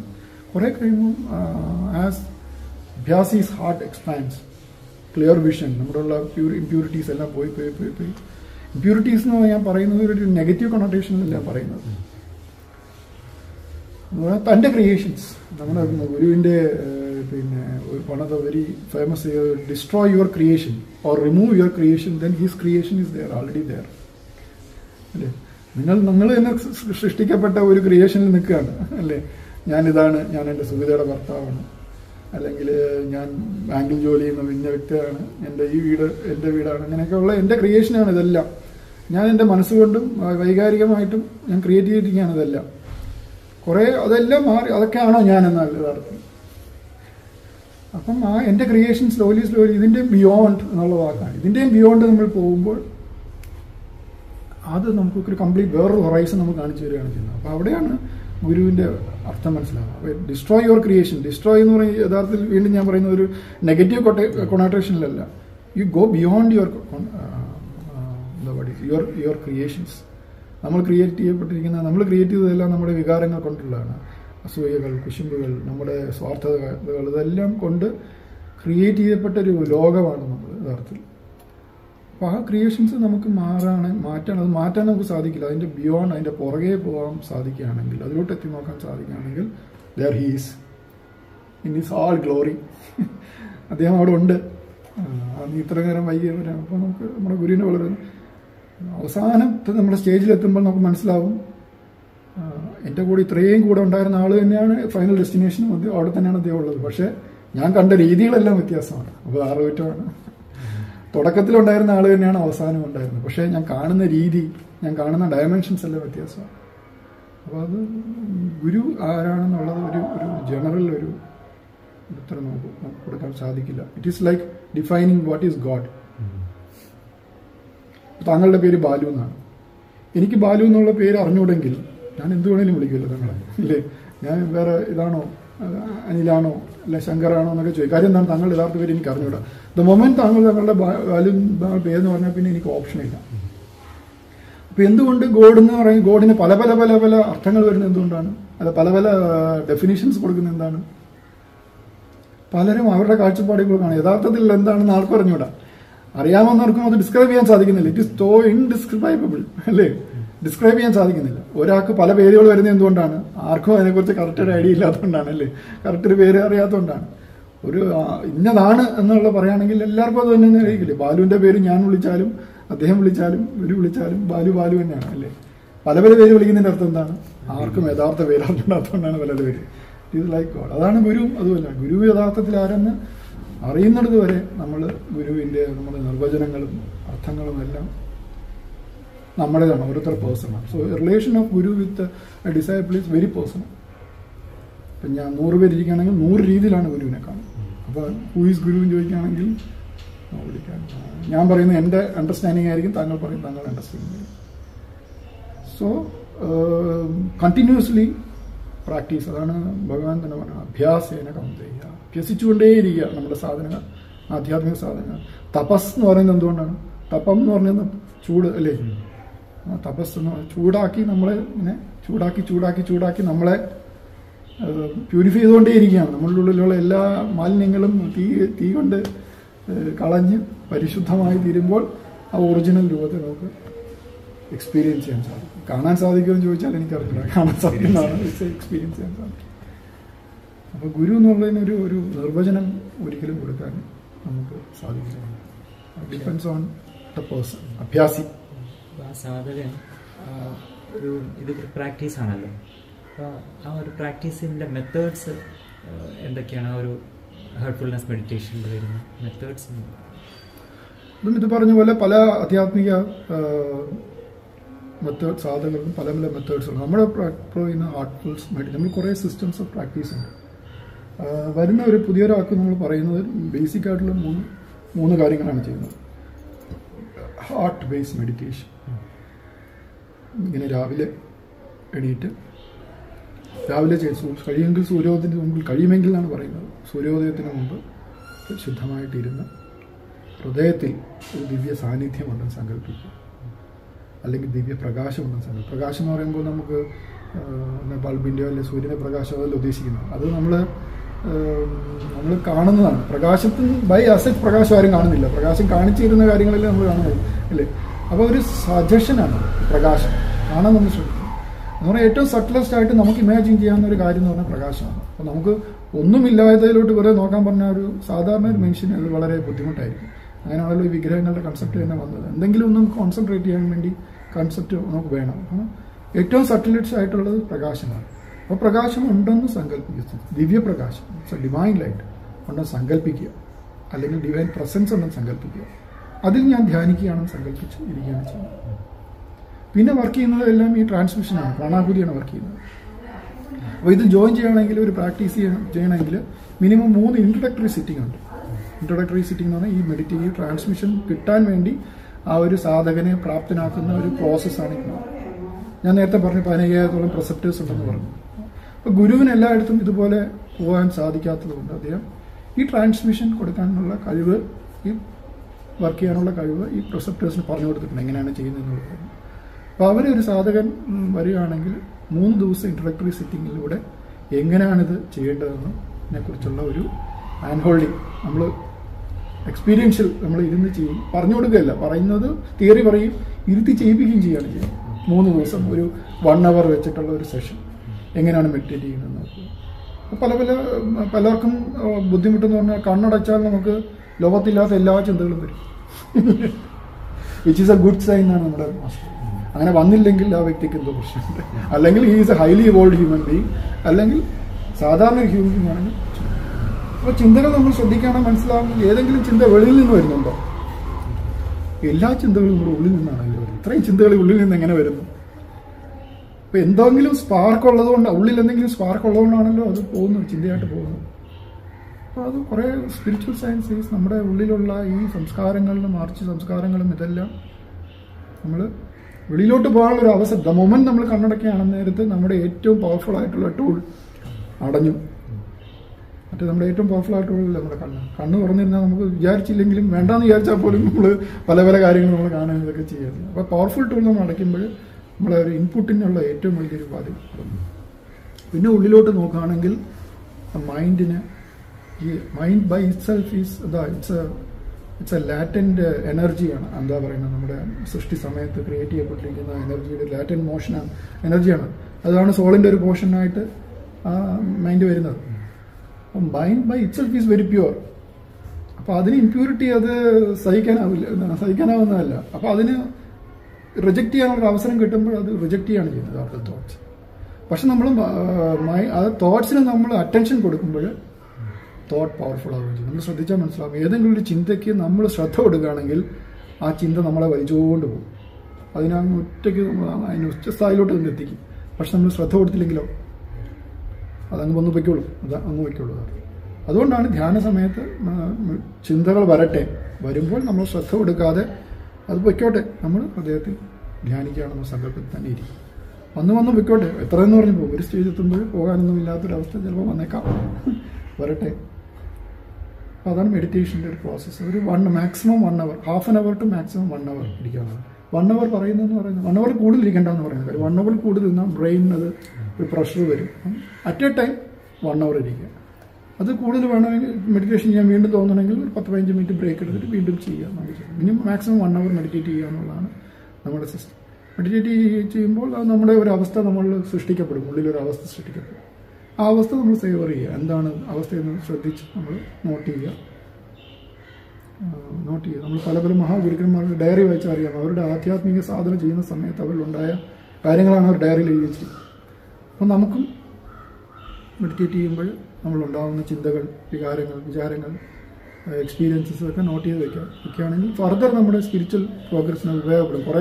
ഒരു വർഷം കഴിഞ്ഞ് നമുക്കുണ്ടാകുന്ന തോട്ട് പ്രോസസ് ആയിരിക്കില്ല ആദ്യം ഉണ്ടാകുന്നത്. അപ്പോൾ നമുക്ക് നമ്മുടെ ആധ്യാത്മിക പുരോഗതി അറിയാനുള്ളൊരു മെത്തേഡാണ് ഡയറി റൈറ്റിംഗ് എന്ന് പറയുന്നത്. ഡയറി റൈറ്റിംഗ് നോട്ട് ചെയ്ത് വയ്ക്കുക, നമ്മുടെ ജീവിതത്തിലുള്ള ബാക്കി കാര്യങ്ങളൊക്കെ ചെയ്യുക.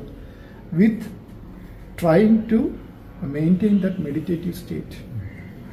ആ ഹൃദയത്തെ മെഡിറ്റേറ്റ് ചെയ്യുമ്പോൾ നമുക്ക് ഉണ്ടായുള്ള അവസ്ഥ എത്രത്തോളം നമുക്ക് എക്സ്റ്റെൻഡ് ചെയ്യാൻ സാധിക്കും അത്രത്തോളം നല്ല. അത് നമ്മുടെ ദൈനംദിന ജീവിതത്തിൽ അത് നമ്മളെ ഹെൽപ്പ് ചെയ്യും.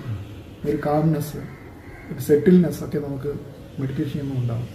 ആ ഒരു കാം മൈൻഡോടുകൂടി, ഒരു സെറ്റിൽഡ് ഡിസ്പോസിഷനോടുകൂടി നമ്മൾ ജീവിതത്തിൽ ലോകത്തിലെ കാര്യങ്ങളൊക്കെ ചെയ്യുകയാണെങ്കിൽ അതിൻ്റെ എഫക്റ്റ് അതിലെല്ലാം നമുക്ക് പ്രതിഫലിക്കും.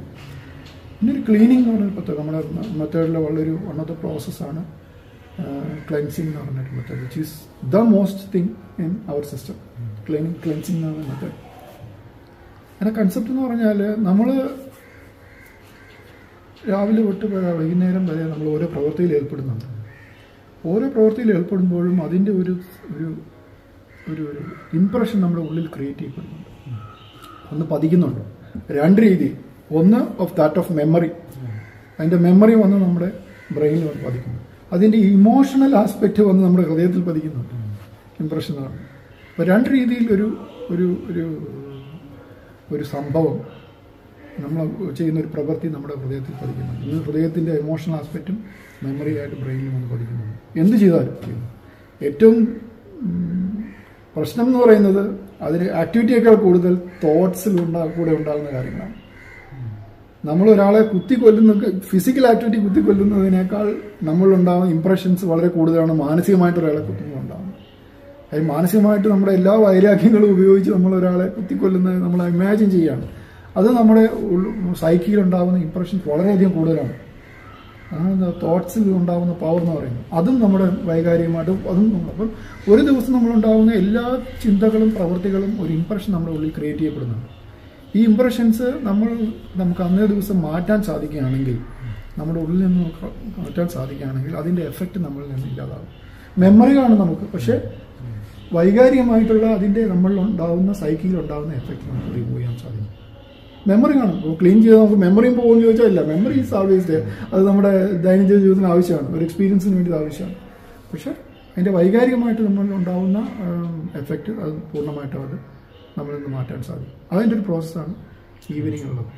ഈവനിങ് ക്ലീനിങ് കഴിഞ്ഞാൽ നമുക്ക് വളരെ എഫക്റ്റീവായിട്ട് നമുക്ക് ചെയ്യുന്നവർക്ക് ഒരാൾക്ക് അറിയാൻ പറ്റും. നമ്മളൊരു വളരെ സോഫ്റ്റ് ആവുന്നത്, കംപ്ലീറ്റ്ലി ഒരു ഫെദർ പോലെ ആവുന്നു, പറഞ്ഞ പോലെ അത്രയ്ക്കും നമ്മളിലുള്ള എല്ലാ ഭാരങ്ങളും പോകും. ഇൻഫാക്ട് നമ്മൾ പറയുന്നത് ഓഫീസ് കഴിഞ്ഞ് ആ ദിവസത്തെ ആക്ടിവിറ്റീസ് എല്ലാം കഴിഞ്ഞ് വീട്ടിൽ വന്ന് ഒന്ന് ഫ്രഷ് ആയിട്ട് ആദ്യം ചെയ്യേണ്ട കാര്യം ക്ലീനിങ് ആണ്. അല്ലെങ്കിൽ നമ്മൾ പുറത്തുണ്ടായിരുന്ന എല്ലാ എഫക്റ്റും വീട്ടുകാരുടെ മുന്നിൽ പ്രയോഗിക്കും അല്ലേ? ആ ഫ്രസ്ട്രേഷനും ഇറിറ്റേഷനും എല്ലാം എന്തായാലും നമ്മൾ പ്രയോഗിക്കും. അപ്പം ആദ്യം ചെയ്യേണ്ട ഇംപ്രഷൻ അത് നമ്മൾ ക്ലീൻ സ്ലേറ്റായിട്ട് മാറ്റും. ഇത് രാത്രി ഉറങ്ങുന്നതിന് മുമ്പ് ഒരു പ്രെയർ മെഡിറ്റേഷൻ ഉണ്ട്. ഒരു പ്രാർത്ഥനാപൂർവമായിരുന്നു ഉള്ളൊരു പ്രോസസ്സാണ് ചെയ്യുന്നത്. അതിനൊരു പ്രോസസ്സുണ്ട്. യഥാർത്ഥത്തിൽ നമ്മൾ 2 പ്രാവശ്യം സ്റ്റാർട്ട് ചെയ്യുന്നുണ്ട് ഒരു 24 hours. മോർണിംഗ് മെഡിറ്റേഷൻ രാവിലെ 6 മണിക്കും രാത്രി ഉറങ്ങുന്നതിന് മുമ്പും നമ്മൾ പ്രയർ മെഡിറ്റേഷൻ ചെയ്താണ് ഉറങ്ങുന്നത്. ഈ 2 സമയത്ത് ഉറങ്ങി കിടക്കുകയാണെങ്കിൽ നമ്മുടെ ബോഡി മാത്രമാണ് നമ്മൾ ഉറങ്ങി കിടക്കുന്നത്. നമ്മൾ ഉറക്കമാണ് നമ്മുടെ സുഷുപ്തി അവസ്ഥയിൽ കൊണ്ടുപോയി അതിൻ്റെ അവസ്ഥയിലോട്ട് നമ്മൾ എത്തിക്കിടത്തുകയാണ്. Preparing work ആവശ്യമുള്ളതുണ്ട്. പക്ഷേ ആധ്യാത്മികമായിട്ടുള്ള കുറേ വർക്കുകൾ ആ സമയത്ത് നമ്മൾ നടക്കുന്നുണ്ട് ഒരു ആധ്യാത്മിക സാധകൻ്റെ ജീവിതത്തിൽ. അപ്പോൾ രണ്ടും നമ്മൾ നന്നായിട്ട് ഫ്രഷായിട്ട് സ്റ്റാർട്ട് ചെയ്യണം. അപ്പോൾ ഉറങ്ങുന്നതിന് മുമ്പ് നമ്മളൊരു പ്രയർ മെഡിറ്റേഷൻ ചെയ്തിട്ടാണ് കിടന്നുറങ്ങുന്നത്. സോ ദാറ്റ് മോർണിംഗിൽ എണീറ്റ് വീണ്ടും will refresh and than start. ബേസിക്കായിട്ട് ഈ 3 സാധനങ്ങളാണ് നമുക്കുള്ളത്. പിന്നെ ആസ് വി പ്രോഗ്രസ് മെഡിറ്റേറ്റ് ചെയ്ത് കുറെ കൂടി എക്സ്പീരിയൻസ് ചെയ്യുമ്പോൾ കൂടുതൽ ആഡ് ചെയ്യും. എല്ലാ സൺഡേയും നമ്മളെല്ലാവരും ഒരുമിച്ചിരുന്ന് നമ്മൾ മെഡിറ്റേറ്റ് ചെയ്യും. അപ്പോൾ ഞാനൊരാൾ ഒരുമിച്ചിരുന്ന് മെഡിറ്റേറ്റ് ചെയ്യുന്നതിൻ്റെ ട്രിപ്പിൾ എഫക്റ്റാണ് ഒരു 10 പേര് ഒരുമിച്ചിരുന്ന് മെഡിറ്റേറ്റ് ചെയ്യുന്നത്. ആ എഗ്രഗോർ, ആ വൈബ്രേഷൻസ് കുറച്ചുകൂടി നമ്മളെ ഉള്ളിലോട്ട് കൊണ്ടുപോകാൻ ഇൻറ്റൻസ് ആക്കാൻ സഹായിക്കും. അപ്പോൾ തിരുവനന്തപുരത്ത് ലോകത്ത് എല്ലായിടത്തും ഇതുപോലെ പല പല സെൻറ്റേഴ്സ് നമ്മൾ ചെയ്യുന്നത്. തിരുവനന്തപുരത്തിന് ഏകദേശം 40ഓളം സെൻറ്റേഴ്സ് ഉണ്ട്.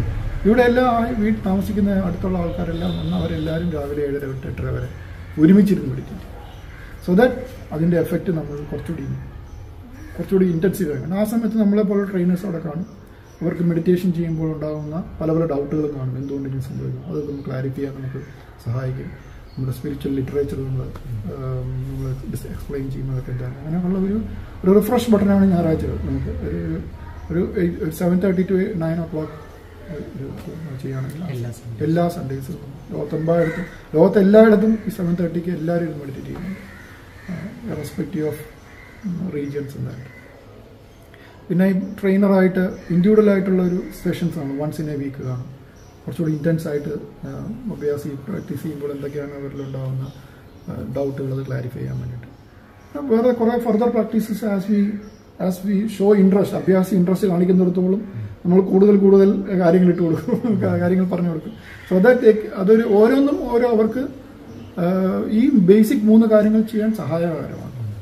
ബേസിക് ആയിട്ടുള്ള കോർ പ്രാക്ടീസ് എന്ന് പറഞ്ഞാൽ ഈ 3 ഇതിനെ കുറച്ചുകൂടി ഇൻറ്റൻസിഫൈ ചെയ്യാൻ വേണ്ടിയിട്ട് കുറേ കാര്യങ്ങൾ കൂടുതൽ നമ്മൾ അഡീഷൻസ് ചെയ്ത് കൊടുക്കും. സോ ദാറ്റ് ഇത് കുറച്ചുകൂടി ഇൻറ്റൻസീവ് ആവും. ഒരാൾ വന്ന ഉടനെ എല്ലാം പറഞ്ഞു കൊടുത്താൽ അത് ബാഹുല്യം കൊണ്ട് ചിലപ്പോൾ ആളെ കൊടുക്കും ചാൻസസ്. അതുകൊണ്ട് ഇതാണ് കോർ പ്രാക്ടീസസ് മെഡിറ്റേഷൻ എന്ന് പറയുന്നത്. ഇതിനെല്ലാം നമ്മൾ ഹെൽപ്പ് ചെയ്യുന്നതാണ്, ഈ മെഡിറ്റേഷൻ എല്ലാം ഹെൽപ്പ് ചെയ്യുന്നതാണ് ട്രാൻസ്മിഷൻ, പ്രാണായാമം. That is A core work ചെയ്യുന്നത്. ഈ 3 സിസ്റ്റംസാണ് നമ്മൾ എല്ലാവരും ചെയ്യുന്നത്. ഒരു 30 വർഷമായ ഒരു അഭ്യാസിയും ഇന്നലെ വന്ന അഭ്യാസിയും ചെയ്യുന്നത് സെയിം കോർ പ്രാക്ടീസസ് ആണ്. Then the difference is what makes one abhyasi and another abhyasi is അവരുടെ intensity and അവരുടെ attitude. ഏത് രീതിയിലാണ് ഇതിനെ സമീപിക്കുന്നത്, എന്തിനു വേണ്ടിയാണ് സമീപിക്കുന്നത് ആശ്രയിച്ചിരിക്കുന്ന അവരുടെ പ്രോഗ്രസ്, വിച്ച് ഈസ് അവരവരുടെ ശ്രമം കൊണ്ട് ഡെവലപ്പ് ചെയ്യേണ്ട കാര്യങ്ങളാണ്. അത് നമുക്ക് പറഞ്ഞു കൊടുക്കാൻ പറ്റും. നമുക്ക് പറയാം ഇന്ന ആറ്റിറ്റ്യൂഡുകൾ നമ്മൾ ക്രിയേറ്റ് ചെയ്താൽ കൊള്ളാമായിരിക്കും, നമ്മളൊരു സജഷൻസ് കൊടുക്കും, which they have to develop. അത് അവർ ആറ്റിറ്റ്യൂഡ്സ് എല്ലാം ഡെവലപ്പ് ചെയ്യുന്നത് സ്വന്തം താല്പര്യത്തോടു കൂടിയും സ്വയം ഒരു എഫേർട്ടോടു കൂടിയാണ്. അത് യൂഷ്വലി നമുക്ക് പറയേണ്ട ആവശ്യം വരാറില്ല. അവർക്ക് തന്നെ ഒരു സെൽഫായിട്ടുള്ള ഒരു അണ്ടർസ്റ്റാൻഡിങ് ക്രിയേറ്റ് ചെയ്യപ്പെടുകയാണ് ചെയ്യുന്നത്. ഇതാണ് ബേസിക് ആയിട്ടുള്ള ഹാർട്ട്ഫുൾനെസ് പ്രാക്ടീസസ്. ഒരു സാധകൻ്റെ ആ ഒരു ഇൻപുട്ട് അനുസരിച്ച്, അല്ലെങ്കിൽ അവൻ്റെ മനോഭാവം അനുസരിച്ചാണ് അവൻ്റെ സാധനയിൽ ഉയർച്ച വരുന്നത്. അപ്പോൾ അതുപോലെ തന്നെ ഒരു മാറ്റം സംഭവിക്കണമെങ്കിൽ തന്നെ അവന് ഗുരുവിനോട് ഒരു സറണ്ടർ മനോഭാവം വരണം. എന്നാലേ ആ ഒരു ട്രാൻസ്മിഷൻ കറക്റ്റ് ആ ഫ്ലോയിൽ വരുള്ളൂ. അതിനെക്കുറിച്ച് കൂടുതലൊന്ന് പറയാം. ആ ഒരു സറണ്ടർ മനോഭാവം എങ്ങനെയാണ് ഈ സാധകനിൽ? സറണ്ടർ എന്ന് പറയുന്നത് ഒരു അവസ്ഥയാണ്. അപ്പം ഞാൻ എൻ്റെ ഗുരുവിൽ സറണ്ടർ ആയിരിക്കുകയാണെന്ന് ഞാൻ വാഗൊണ്ട് പറഞ്ഞാൽ അത് സറണ്ടർ അല്ലെന്നാണ് അർത്ഥം. സറണ്ടർ എന്ന് പറയുമ്പോൾ അത് നമ്മൾ അറിയുന്നില്ല. We are completely at the disposal of the divine. അതൊരു അവസ്ഥയാണ്. നമുക്കത് ബോധപൂർവമായിട്ട് നമുക്ക് സറണ്ടർ കൊണ്ടുവരാൻ പറ്റുമെന്ന് ചോദിച്ചാൽ പറ്റുന്ന കാര്യമല്ല. മൾട്ടിപ്പിൾ ഫാക്ടേഴ്സ് കൊണ്ട് സറണ്ടർ ആവാം. ഒന്ന്, ഞാൻ ഗുരു പറയുന്ന രീതിയിൽ ജീവിക്കാൻ സാധിക്കുകയാണെങ്കിൽ, അദ്ദേഹം പറയുന്ന സാധന അതുപോലെ ചെയ്യുക, അദ്ദേഹം പറയുന്ന ജീവിതചര്യകൾ അതുപോലെ നമുക്ക് കൊണ്ടുവരാൻ സാധിക്കുക, തീവ്രമായ ആധ്യാത്മികത്തിലോട്ട് വരാനുള്ള അല്ലെങ്കിൽ അദ്ദേഹത്തെ പോലെ ആകാനുള്ള തീവ്രമായ ഉള്ളിലുള്ള ആഗ്രഹം, ഇതെല്ലാം കൊണ്ട് നമ്മളൊരു അവസ്ഥ സൃഷ്ടിക്കുകയാണ് ചെയ്യുന്നത്. That we are completely at the will of the divine. ഈശ്വരൻ്റെ എന്തും സംഭവിച്ചാൽ എല്ലാം നല്ലതാണ്, എല്ലാം അദ്ദേഹത്തിൻ്റെ ഇച്ഛയാണ് എന്നൊക്കെ നമ്മൾ കേട്ടിട്ടില്ല, പല പറയുന്ന കേട്ടില്ല. ഇതൊക്കെ നമ്മളൊരു ഭാവം നമ്മൾ ഉണ്ടാക്കുകയാണ്. ആ ഭാവത്തെ നമ്മൾ പറയുന്ന ഒരു വാക്കാണ് ഈ സറണ്ടർ എന്ന് പറയുന്നത്. ഞാൻ നാളെ ഇനി മുതൽ ഞാൻ സറണ്ടർ ചെയ്ത് കളയാം എന്ന് പറഞ്ഞ് ഒരു രീതിയിൽ നമുക്ക് ഒരിക്കലും സറണ്ടർ ഉണ്ടാകുമോ എന്ന് എനിക്ക് ഡൗട്ടുണ്ട്. അതൊരവസ്ഥയാണ്. ലിറ്റിൽ ബിറ്റ് പലർക്കും ചില സമയങ്ങളിൽ ആ ഒരു അവസ്ഥകൾ ചിലപ്പോൾ നമുക്ക് തന്നെ ഫീൽ ചെയ്യാൻ ചെയ്യുന്നുണ്ട്, ലിറ്റിൽ ബിറ്റ്. ബട്ട് നമ്മൾ തന്നെ നമ്മളോട് ചോദിക്കേണ്ട ഒരു കാര്യമാണ് യഥാർത്ഥത്തിൽ, am I really surrender to the divine will? അതോ നമ്മുടെ തന്നെ കുറച്ച് ഇഷ്ടാനിഷ്ടങ്ങൾ അതൊക്കെ കൊള്ളാം, പക്ഷെ ഇച്ചിരി ഇത് എൻ്റെ കൂടെ ഇരുന്നോട്ടെ എന്ന് പറഞ്ഞാൽ എന്താണ്? That is not surrender. Spirituality എന്ന് പറയുന്നത് വളരെ ഒരു അഡ്വഞ്ചറസ് ആൻഡ് എക്സൈറ്റിംഗ് ജേണിയാണ്. നമ്മളതിനെ മിസ്റ്റിഫൈ ചെയ്തിട്ടുണ്ട്. പല ആൾക്കാരും അതിനെ മിസ്റ്റിഫൈ ചെയ്തിട്ടുണ്ട്, അതിനെ ഈസോട്ടറിക് ആക്കാൻ ശ്രമിച്ചിട്ടുണ്ട്, നിഗൂഢമായിട്ട് ആക്കാൻ ശ്രമിച്ചിട്ടുണ്ട്. Which is very bad. യഥാർത്ഥത്തിൽ അതാണ് ഈ കുട്ടികളെയും ചെറുപ്പക്കാരെയും നിന്ന് മാറ്റി നിർത്തുന്നത്. അതുപോലെ കടിച്ചപ്പൊട്ടാത്ത വാക്കുകൾ ഉപയോഗിച്ച് സംസാരിക്കുക, സംസ്കൃതങ്ങൾ മാത്രം പറഞ്ഞ് ചെയ്യുക. Samskritam is a language, okay, it's a good language. അന്നത്തെ കാലത്ത് ഉപയോഗിച്ചിരുന്ന ലാംഗ്വേജ്. സംസ്കൃതം അറിഞ്ഞുകൂടെങ്കിൽ എനിക്ക് ആധ്യാത്മികമായിട്ട് മുന്നേറാൻ പറ്റില്ല എന്നുള്ളൊരു രീതിയിലോട്ട് വരെ ചില സമയത്ത് ചില ആൾക്കാർ പറയുന്ന രീതിയിലൊക്കെ ഉണ്ട്. It's only heart. ഞാൻ എൻ്റെ ഡിവിനിറ്റിയുമായിട്ട് എൻ്റെ ഹൃദയവുമായിട്ട് എത്ര തീവ്രമായിട്ട് ഞാൻ എൻ്റെ സ്നേഹിക്കുന്നതാണ് എല്ലാം. ബാക്കിയുള്ളതെല്ലാം നമ്മൾ കോംപ്ലക്സ് ആക്കുന്നതാണ്. യങ്ങർ ജനറേഷൻ ഇതിൽ കൊണ്ടുവരണമെങ്കിൽ ഈ ഷുഡ് അതിനെ ഡീമിസ്റ്റിഫൈ ചെയ്യണം. അത് വളരെ സിമ്പിളാണ്. നമ്മുടെ മാസ്റ്റർ എപ്പോഴും പറയുന്നതാണ്, God is very simple, we are making it as complicated. നമ്മുടെ എൻ്റെ ഇത്ര അടുത്തുണ്ട്, അല്ല എൻ്റെ ഉള്ളിലുണ്ട്, എൻ്റെ വ്യക്തിത്വമാണ്. പക്ഷെ എനിക്കറിയാൻ സാധിക്കുന്നില്ല. എന്തുകൊണ്ട്? ഞാൻ നോക്കുന്നത് എന്തോ കോംപ്ലക്സ് രീതിയിലാണ് ഞാൻ നോക്കുന്നത്. അതെന്തോ കോംപ്ലക്സ് സാധനമാണെന്നോ, എനിക്ക് കിട്ടാൻ പറ്റാത്തൊരു സാധനമാണെന്നോ, എൻ്റെ ഒരു മൈൻഡ് എന്തോ തലമുറകളായിട്ട് എന്നിൽ അടിച്ചേപ്പിച്ച് എൻ്റെ സൈക്കിളിൽ എന്നെ DNA വരെ ഇനി ഉണ്ടോ എന്ന് എനിക്ക് ഡൗട്ടുണ്ട്. അത് നമ്മൾ ആളുകളിലുണ്ട്. അപ്പോൾ അതൊരു കാര്യം വളരെ വളരെ പാടാണെന്നും അത് എന്നൊക്കെ നമ്മളൊരു കുട്ടികളിലോട്ട് പറയുകയാണെങ്കിൽ കുട്ടികൾക്ക് അതിലൊരു താല്പര്യം പോകും. നേരെ കുറിച്ച് വളരെ സിമ്പിളായിട്ടൊരു കാര്യമാണെന്നും അത് നമ്മുടെ റിയൽ വളരെ നമ്മളെ ഏറ്റവും അടുത്തുള്ളൊരു കാര്യമാണെന്നും വളരെ എക്സൈറ്റിംഗ് ആണെന്നും the journey itself is highly exciting and exhilarating ആണെന്നും സന്തോഷം തന്നത് കാര്യമാണെന്നും ഹൈലി ജോയ്ഫുൾ കാര്യമാണെന്നും നമ്മൾ കുട്ടികളെ തന്നെ കൊച്ചിലെ മുതലേ അവർക്ക് പറഞ്ഞു കൊടുക്കുകയാണെങ്കിൽ ഇത് അവർക്കൊരു താല്പര്യം ഉണ്ടാകും. ഒരു താല്പര്യം കാണിക്കുകയും എന്താണെന്ന് അറിയാനൊക്കെ ഉള്ളൊരു ശ്രമമെങ്കിലും അവർ നടത്തും. കോംപ്ലക്സ് ആക്കുന്നതോടും ഭൂരിഭാഗം ആളുകളിൽ നിന്ന് മാറിപ്പോകുന്നത് ഇല്ലോജിക്കലായിട്ടുള്ള കഥകൾ പറഞ്ഞു കൊടുക്കുക, ഇല്ലോജിക്കലായിട്ട് വളരെ ധ്രുവൻ പണ്ട് തപസ് ചെയ്ത രീതികൾ കഠിനമാണ്, കഠിന തപസ് എന്നൊക്കെ പറഞ്ഞ് കുട്ടികളിൽ അല്ലെങ്കിൽ ചെറുപ്പക്കാരിൽ എന്തോ ഒരു നമുക്ക് നേടാൻ പറ്റാത്ത, അല്ല നമുക്കുള്ളതല്ല, നമുക്ക് വേണ്ടതല്ല, അതൊരു കുറച്ച് പ്രായമായിട്ടുള്ളവർക്ക് വേണ്ട ഒരു കാര്യമാണ് എന്നൊക്കെ ഉള്ളൊരു രീതിയിൽ ഇത് കൊണ്ടുവരികയാണെങ്കിൽ ഒരു 2-3 ജനറേഷൻ കഴിഞ്ഞാൽ നമ്മൾ വലിയ പ്രശ്നത്തിലോട്ട് പോയി ചാടുക. അത് ഇന്നർ ജേണി ഓരോ മനുഷ്യരിലോട്ടും ഇന്നർ ജേണി തുടങ്ങിയില്ലെങ്കിൽ ഒരു സ്റ്റേജ് എത്തുമ്പോൾ അവർക്ക് ഭയങ്കര റിജിഡായിട്ട് പോകും. ഒരു സ്റ്റേജിലോട്ട് എത്താം. സമൂഹത്തിലെ ഭൂരിഭാഗം ആളുകൾ ആ ഒരു സ്റ്റേജിലോട്ട് എത്തുകയാണെങ്കിലുള്ള സമൂഹത്തിൻ്റെ അവരവസ്ഥ ആലോചിച്ചു. അത് അങ്ങനെ പല സ്ഥലങ്ങളും ആയിക്കഴിഞ്ഞു. അതാണ് നമുക്ക് ലോകത്ത് പലയിടത്തും ആവുന്നത്. അപ്പോൾ അത് it's high time that all spiritual people should join there hands. അവരെല്ലാവരും ഒരുമിച്ച് നിന്ന് കുട്ടികളെ മുതലേ ഈ വാല്യൂസ്, റെസിസ്റ്റൻസ്, ആധ്യാത്മികതയുടെ ഇമ്പോർട്ടൻസ്, ആധ്യാത്മികത എന്നൊക്കെ ഇറ്റ്സെൽഫ് ഈസ് എ വെരി എന്താ പറയുന്ന ഒരു അകറ്റിയിരുന്ന പാടാണ്. ഇന്നർ ജേണി എന്ന് പറയുന്നത് നമ്മുടെ ഗുരു ഇപ്പോഴൊരു ഒരു പുതിയൊരു വാക്ക് അദ്ദേഹം പറയും, ഇൻവെഞ്ചർ ആണ് അതിന് പറയുന്നത്. ഇന്നർ അഡ്വഞ്ചർ അങ്ങനെ ഇൻവെഞ്ചർ എന്ന് പറയുന്നത്. It's an adventurous journey. ഇപ്പോൾ ട്രക്കിങ്ങിന് പോകണമെന്ന് ഒരു കുട്ടിയെടുത്ത് പറഞ്ഞാൽ കുട്ടി ഭയങ്കര താല്പര്യത്തോടുകൂടി പോകില്ലേ. അപ്പോൾ ഇന്നർ ഒരു അഡ്വഞ്ചറാണ്. അതുകൊണ്ട് കുട്ടികളെ നമുക്ക് ക്ഷണിക്കണം അവർ. അപ്പം അതിനാദ്യം വേണ്ട എന്താണ്, നമുക്കതിൻ്റെ ഈ പറയുന്ന ആൾക്കാർക്ക് അത് അവർ കൺഫ്യൂസ്ഡ് ആവരുത്, അവർക്കത് എക്സ്പീരിയൻസ് ചെയ്യണം. അപ്പം എല്ലാ ഏജ് ഗ്രൂപ്പിലുള്ളവരും ഈ ഒരു ഇൻവെഞ്ചർ എന്ന് പറയുന്ന ഒരു വെഞ്ചറിങ്ങിലോട്ട് പോവുകയാണെങ്കിൽ വളരെ പെട്ടെന്ന് നമുക്ക് സമൂലമായ മാറ്റങ്ങൾ ഓൺ എ പോസിറ്റീവ് വേ നമുക്ക് കൊണ്ടുവരാൻ സാധിക്കും. അപ്പം അതിനുവേണ്ടിയാണ് ആർട്ട്ഫുൾനെസ് എൻ്റെ ഗുരു ശ്രമിച്ചുകൊണ്ടേയിരിക്കുന്നത്. എപ്പോഴും ശ്രമിച്ചുകൊണ്ടേയിരിക്കുന്നതിന് വേണ്ടിയിട്ടാണ്. എനിക്ക് തോന്നുന്നു പ്രകൃതിയിലും മാറ്റങ്ങൾ വന്നു തുടങ്ങിയിട്ടുണ്ട്. ഇപ്പോൾ കുറേ ആളുകൾ ഇപ്പോഴും ആധ്യാത്മിക രംഗത്ത് താല്പര്യം പ്രകടിപ്പിച്ചു വന്നിട്ടുണ്ട്. കുട്ടികൾ നമ്മൾ സ്കൂൾസ്, നമ്മുടെ കരിക്കുലത്തിൽ കുറേ സ്കൂൾസിൽ നമ്മൾ പ്രോഗ്രാം ചെയ്യുന്നുണ്ട്. കുട്ടികളിൽ നിന്ന് വരുന്ന ഉത്തരം നമ്മൾ ഈയിടെ ഒരു എസ്സേ ആണ് യുണൈറ്റഡ് നേഷൻസുമായിട്ട് ചേർന്ന് നമ്മളൊരു എസ്സേ ഇവൻ്റ് എല്ലാ വർഷവും നടത്താറുണ്ട്. വൺ ഓഫ് ദ സബ്ജക്റ്റ് നമ്മൾ കൊടുത്തത് എഫക്ട്സ് ഓഫ് തോട്ട് പൊല്യൂഷൻ. നമ്മൾ സൗണ്ട് പൊല്യൂഷനെ കുറിച്ച് പറയുന്നുണ്ട്, അങ്ങനെയുള്ള എന്താ പറയുന്നത്, ബാക്കിയുള്ള പൊല്യൂഷനെ, എൻവയോൺമെന്റൽ പൊല്യൂഷനൊക്കെ പറയുന്നുണ്ട്.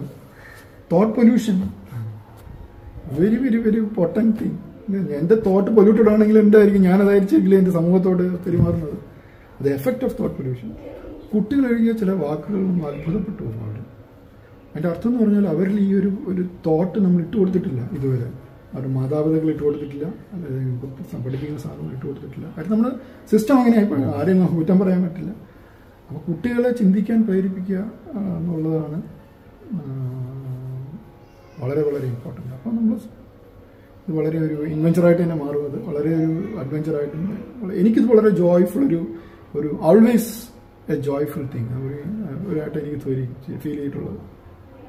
ബിക്കോസ് എനിക്ക് ഗൈഡ് ചെയ്യാൻ ആൾക്കാരുണ്ടായിരുന്നു. എൻ്റെ കൊച്ചിലെ ഗൈഡ് ചെയ്യാനുള്ള അച്ഛനുണ്ടായിരുന്നു, വേറെ കൂടെ എൻ്റെ കൂടെ പ്രാക്ടീസ് കുറേ പേരുണ്ടായിരുന്നു, എൻ്റെ സമപ്രായക്കാരെ കുറേ പേരുണ്ടായിരുന്നു. അപ്പോൾ നമുക്കൊരു ജോയ്ഫുൾ ആയിട്ടത് ഫീൽ ചെയ്തു. അപ്പം അങ്ങനെ നമുക്ക് ജോയ്ഫുൾ ആക്കണം. അതിനുവേണ്ടി ഓരോരുത്തരും ശ്രമിക്കട്ടെ. അതിനുവേണ്ടിയാണ് നമ്മുടെ ശ്രമം, ഹാർട്ട്ഫുൾനെസ്സിൻ്റെ ശ്രമം. അതിന് വേണ്ടിയിട്ട് ഹാർട്ട്ഫുൾനെസ് എന്ന് പറയുന്ന ഈ ഒരു മെഡിറ്റേഷൻ്റെ പ്രാക്ടീസ് എത്രത്തോളം ഇമ്പോർട്ടൻസ് ആണ് നമ്മുടെ സമൂഹത്തിൽ നൽകുന്നത് എന്നതാണ് ഇത്രയും നേരം നമ്മളോട് സത്സംഗത്തിൽ, നമ്മുടെ ഈ സത്സംഗത്തിൽ നിന്ന് നമുക്ക് ലഭിച്ച ആ ഒരു തിരിച്ചറിവ്.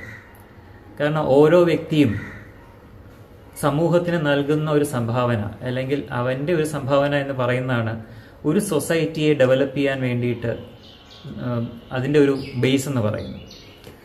ഇത്രയും നാളും ഇത്രയും വർഷവും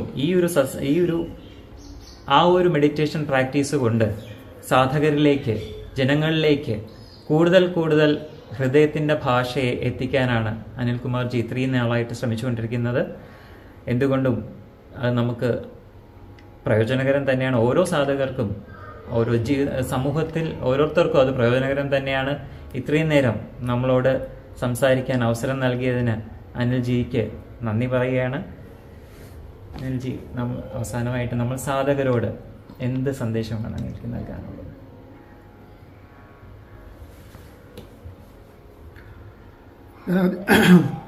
ഞാനിതും പറഞ്ഞ പോലെ ഉത്തർപ്രദേശിലെ ഒരു ചെറിയൊരു ഗ്രാമത്തിൽ നിന്ന് സ്റ്റാർട്ട് ചെയ്ത നമ്മുടെ ഹാർട്ട്ഫുൾനെസ് മൂവ്മെൻറ്റ് അപ്പോൾ അത് പടർന്ന് പന്തലിച്ചൊരു വലിയൊരു വടവൃക്ഷമായി മാറി 160ഓളം രാജ്യങ്ങളിൽ അത് വ്യാപിച്ചിരിക്കുകയാണ്. ഏകദേശം 15,000-ഓളം ട്രെയിനേഴ്സ് നമുക്കുണ്ട്. ഈ ട്രെയിനേഴ്സ് എല്ലാം സദാ ആളുകളെ മെഡിറ്റേഷൻ പ്രാക്ടീസ് ചെയ്യാൻ സഹായിക്കാൻ സജ്ജരായിട്ടിരിക്കുന്നവരാണ്, താല്പര്യമുള്ളവരാണ്. ഇത് പൂർണ്ണമായിട്ട് നമ്മൾ ഫ്രീ ആയിട്ടാണ് എല്ലാവർക്കും പറഞ്ഞു കൊടുക്കുന്നത്. ലോകത്തെമ്പാടും ഇതിനുവേണ്ടി പല മെഡിറ്റേഷൻ സെൻറ്റേഴ്സ് നമുക്കുണ്ട്. തിരുവനന്തപുരത്ത് നമുക്ക് ഏകദേശം 40ഓളം ട്രെയിനേഴ്സ് ഉണ്ട്, പ്രിസെപ്റ്റേഴ്സ് എന്നാണ് അവരെ പറയുന്നത്. 2 വലിയ മെഡിറ്റേഷൻ സെൻറ്റേഴ്സ് ഉണ്ട്. ഒന്ന് അരുവിക്കരയിലാണ് ഉള്ളത്, അരുവിക്കര ഡാമിൻ്റെ അടുത്തായിട്ട്. ഒന്ന് തിരുവനന്തപുരത്ത് വെള്ളയമ്പലത്താണ് ഉള്ളത്. 2 ഇവിടെയെല്ലാം ആയിരക്കണക്കിന് അഭ്യാസികൾ ഇവിടെ വരികയും അവരുടെ ആധ്യാത്മികമായിട്ടുള്ള സാധനയായാലും എല്ലാം അവിടെ വരികയും പ്രാക്ടീസ് ചെയ്യും, വർഷങ്ങളായിട്ട് പ്രാക്ടീസ് ചെയ്യുന്ന ആൾക്കാരാണ്. ഇത് പ്രാക്ടീസ് ചെയ്യാൻ താല്പര്യമുള്ള ഏവർക്കും നമ്മളെ സമീപിക്കാവുന്നതാണ്. മിനിമം 3 ദിവസം നീണ്ടു നിൽക്കുന്ന ഒരു ഇൻട്രഡക്ടറി സെഷനിലൂടെയാണ് നമ്മൾ ഏതൊരാൾക്കും ഇത് ചെയ്യാൻ സാധിക്കുന്നത്. 3 ദിവസം ട്രെയിനറും ആ അഭ്യാസിയും തമ്മിലുള്ള ഒരു ഇൻട്രഡക്ഷൻ ഒരു സെക്ഷൻ, മാക്സിമം നീണ്ടു നിൽക്കുന്ന 1 മണിക്കൂറുള്ള ഒരു സെഷനായിരിക്കും അത്. അങ്ങനെ 3 ദിവസം കണ്ടിന്യൂസ് ആയിട്ട് സെഷനിൽ അറ്റൻഡ് ചെയ്യുകയാണെങ്കിൽ 4ാമത്തെ ദിവസം തൊട്ട് നമ്മൾ നമ്മുടെ വീട്ടിൽ തന്നെ ഇത് ചെയ്യാവുന്നൊരു കാര്യമാണ്. പിന്നെ ബാക്കി എന്തെങ്കിലും ഹെൽപ്പ് വേണമെങ്കിൽ നമ്മൾ എല്ലാ ഞായറാഴ്ചയും നമ്മൾ ഇതേ മെഡിറ്റേഷൻ സെൻറ്ററുകളിൽ നമ്മൾ കൂടുന്നുണ്ട്. അവിടെ വരികയാണെങ്കിൽ ബാക്കിയുള്ള എന്തെങ്കിലും ഇതിനെക്കുറിച്ചുള്ള ഡൗട്ടുകൾ ഇതെല്ലാം നമുക്ക് ക്ലിയർ ചെയ്ത് കൊടുക്കാവുന്നതാണ്. അപ്പം 3 ദിവസം ഇൻട്രഡക്ടറി സെക്ഷനാണ് നമുക്ക് ആകെ വേണ്ടത്. 4ാമത്തെ ദിവസം തന്നെ അവരവരുടെ വീടുകളിലെ കംഫർട്ടിൽ ഇത് നമുക്ക് ചെയ്യാവുന്ന കാര്യങ്ങളേ ഉള്ളൂ. ഇതൊക്കെ റെഗുലറായിട്ട് നമ്മൾ മീറ്റ് ചെയ്യുന്നത് പറഞ്ഞാൽ ഫോർ കണ്ടിന്യൂസ് അപ്ഗ്രേഡ് ചെയ്യുക, നമ്മൾ കൂടുതൽ അറിയാൻ വേണ്ടിയിട്ടാണ് വീണ്ടും നമ്മൾ മീറ്റ് ചെയ്യുന്നത്. നമ്മുടെ ഹെഡ് ക്വാർട്ടേഴ്സ് കാൻഹാ ശാന്തിവൻ എന്ന് പറഞ്ഞ ഹൈദരാബാദിലുള്ള ഒരു സ്ഥലത്താണ് ഉള്ളത്. ലോകത്തെ ഏറ്റവും വലിയ മെഡിറ്റേഷൻ ഹാൾ അവിടെ സ്ഥിതി ചെയ്യുന്നുണ്ട്. 1,00,000 പേർക്ക് ഒരേ സമയത്ത് ഇരുന്ന് മെഡിറ്റേഷൻ ചെയ്യാവുന്ന മെഡിറ്റേഷൻ ഹാളാണ്. പഴയ ഇന്ത്യൻ പ്രസിഡന്റ് ശ്രീ രാംനാഥ് കോവിന്ദാണ് അത് ഉദ്ഘാടനം ചെയ്തത്. ഏവർക്കും സ്വാഗതം. താല്പര്യമുള്ളവർ നമ്മളെ ആരെങ്കിലും സമീപിക്കുകയാണെങ്കിൽ അല്ലെങ്കിൽ നിങ്ങളുടെ വരികയാണെങ്കിൽ നമുക്ക് നിങ്ങളെല്ലാവരും സ്വാഗതം ചെയ്യുന്നു. ഇത് പറഞ്ഞു തരാൻ നമ്മൾ സന്നദ്ധനാണ് ഏകദേശം. എല്ലാവർക്കും നമസ്കാരം.